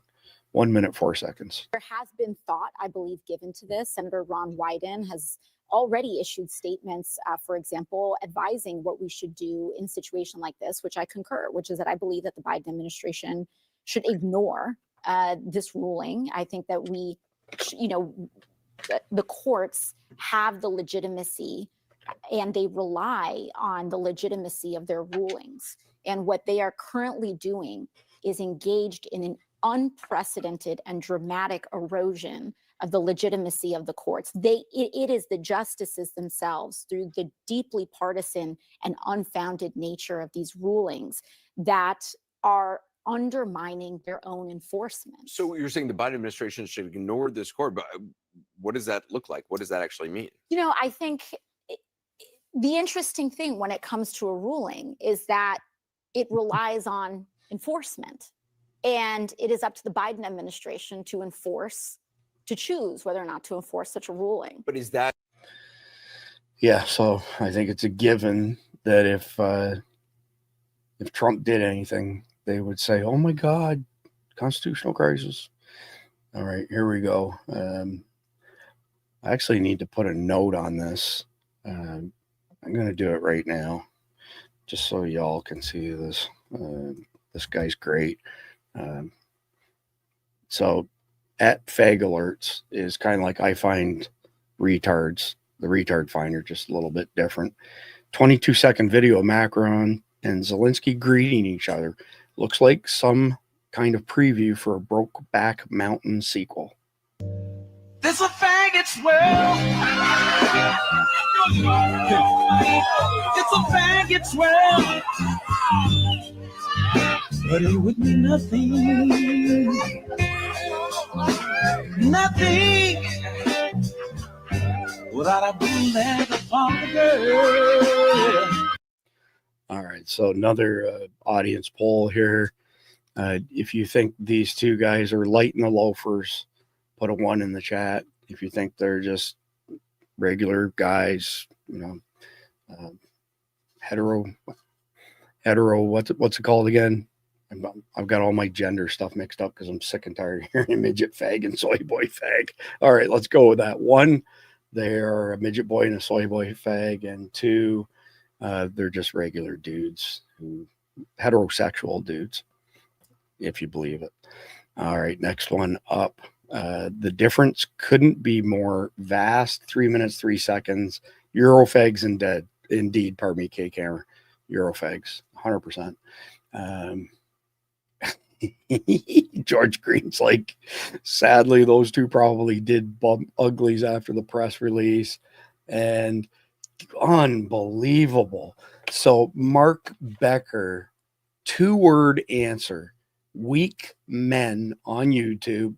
None of you can see it. He can probably see it. I can see it. Got censored by YouTube for saying weak men. And I'm going to go ahead and approve that, of course, but that is just how ridiculous the censorship is on ComTube. Wow. All right. So again, difference couldn't be more vast. 3 minutes, 3 seconds. I'm not going to play the whole video, but it's a good one. I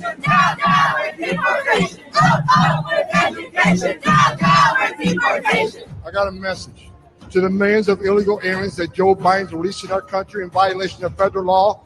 You better start packing now. We are going to the border. We've been to the border. So this whole thing about the border, we've been to the border. We've been to the border. You haven't been to the border. And I haven't been to Europe.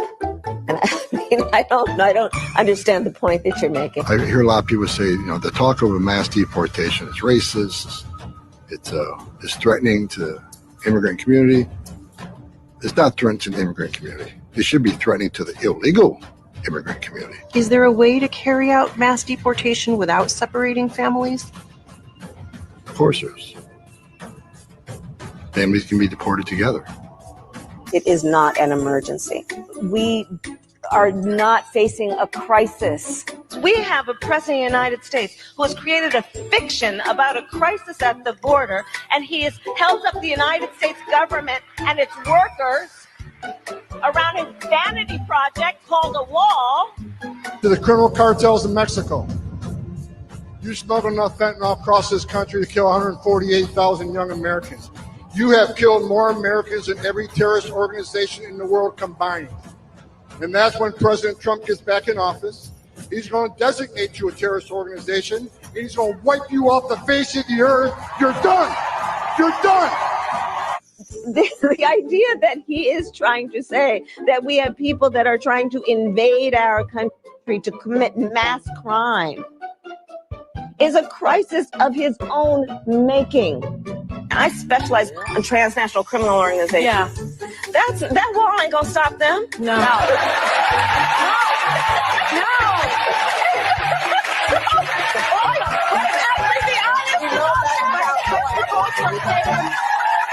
There's a 600% increase in sex trafficking of women and children. Border Patrol has arrested more terrorists coming across the border in 1 month than Trump had in 4 years. This is the biggest national security vulnerability this country's ever had. Donald Trump would be the president. I'll be in the middle of running the biggest deportation operation this country's ever seen. Pause that there before we run it out. But we've worked with Tom Holman. We were part of his Border 911 project. We raised quite a bit of money for him. And still, people who are on the Border 911 team were in regular contact with a lot of really good people, but love Tom Holman. The guy's fearless, absolutely fearless. All right. So speaking of retards, because there was a female retard in that last video. Here are the retard Olympics. 1 minute, 5 seconds.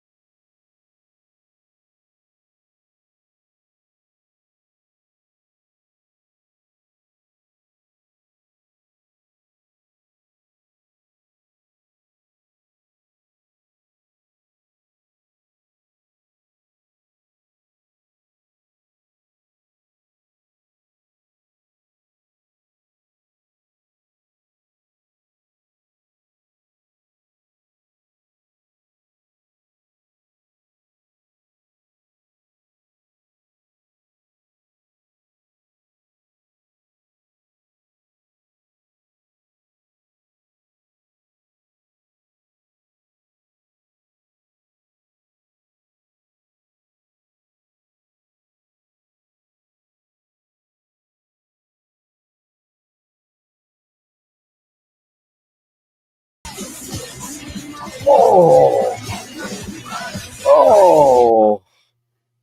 that was bad. It's really bad. All right. Just a fair warning. If you are not part of the survival dispatch group plan, where we have this big discount on group therapy, I highly recommend that you stop watching this video right now, unless you have great mental health insurance of your own. But either way, I had to watch this. You have to watch it. 59 seconds. Oh, hold on a second. Better bring it up. Here we go.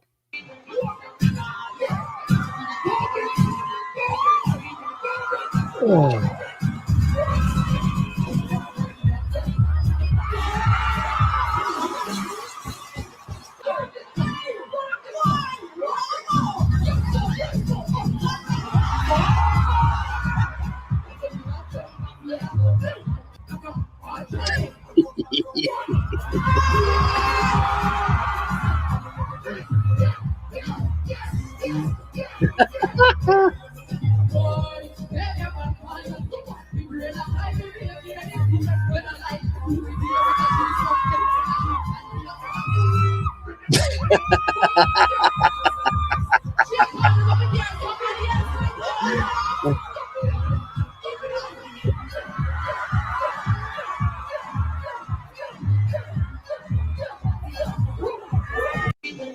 Listen, I gave you all fair warning.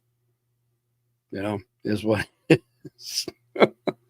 All right. And here's the CNN poll that I mentioned. This is at around 8:30 a.m. Eastern time today.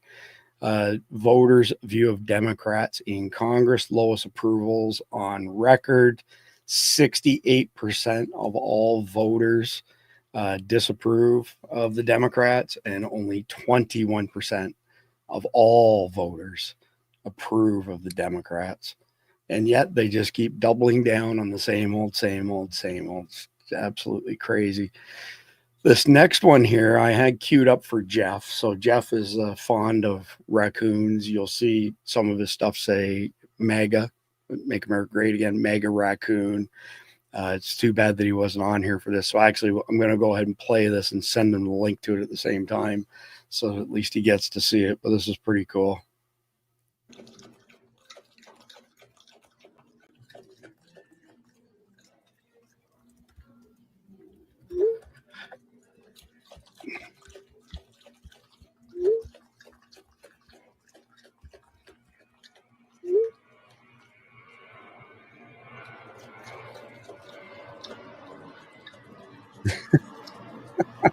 Yeah, he's like, no, man, don't take my grapes.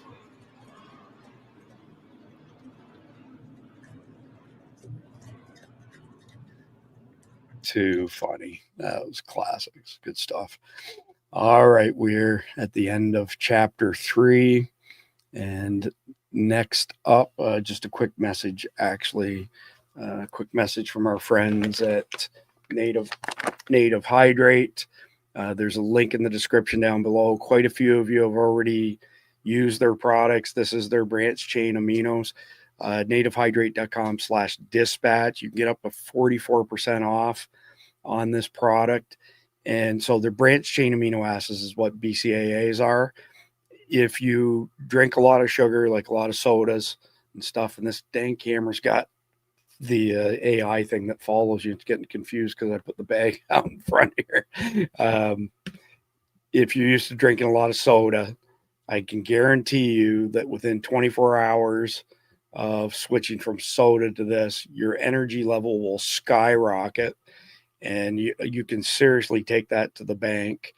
And here's the thing, these BCAAs actually taste good. Most of them on the market, that's just not the case. They don't taste great. So if you'd be so kind as to support our sponsors, we appreciate it very much. It gives us the opportunity to bring you the daily sit rep, to bring you the daily episode, plus all the other stuff. You go to our website, survivaldispatch.com. Grace, our senior editor, she publishes around half a dozen written articles per week. If you go to libertyclub.net, the new social media platform we built for Todd Calendar, you can follow us there. 100% freedom of speech with only 2 exceptions: no pornography, no illegal material.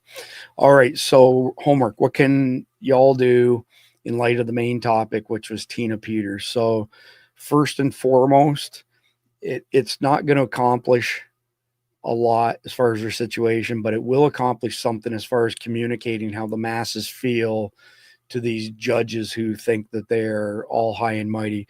So call, email, or write Judge Matthew D. Barrett and politely let him know that you do not support his decision to disallow exculpatory evidence in Tina Peters' case, and especially don't support the egregious sentence that he levied.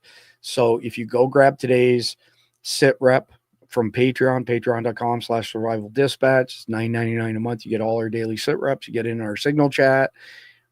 There is the mailing address for the Mesa County Justice Center.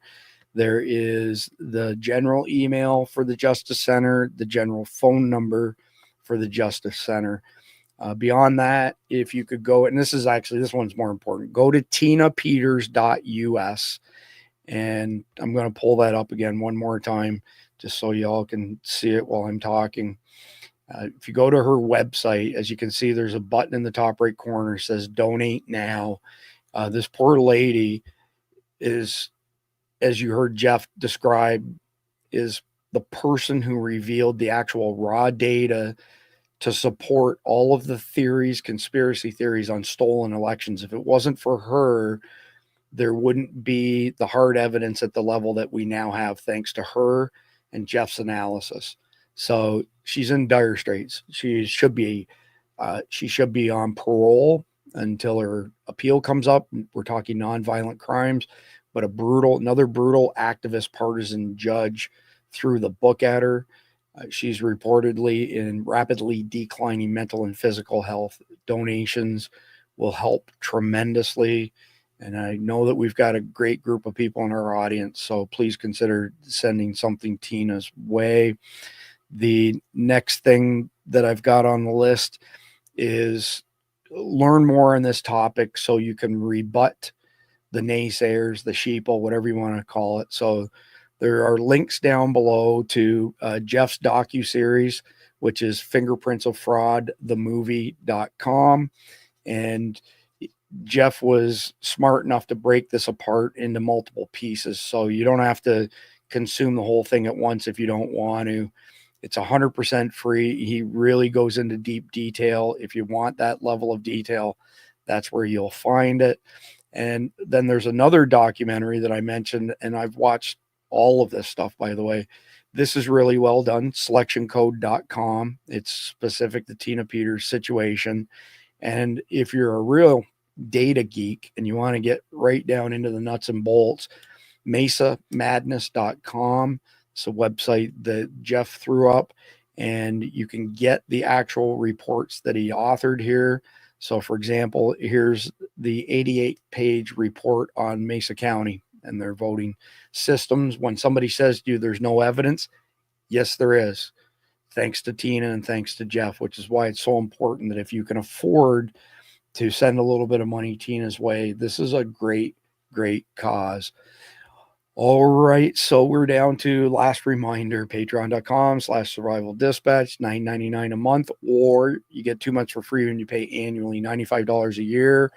You get all of our daily sit reps. You get an invite to our Signal chat, which has just exploded.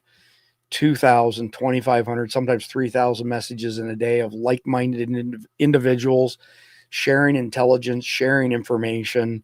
It's gone way better than what the original plan was. The original plan was hey, if we have some sort of terrorist attack and we lose a bunch of, data networks, as long as there's one path or another to get to our Signal chat, it'll be a great spot to dispense information.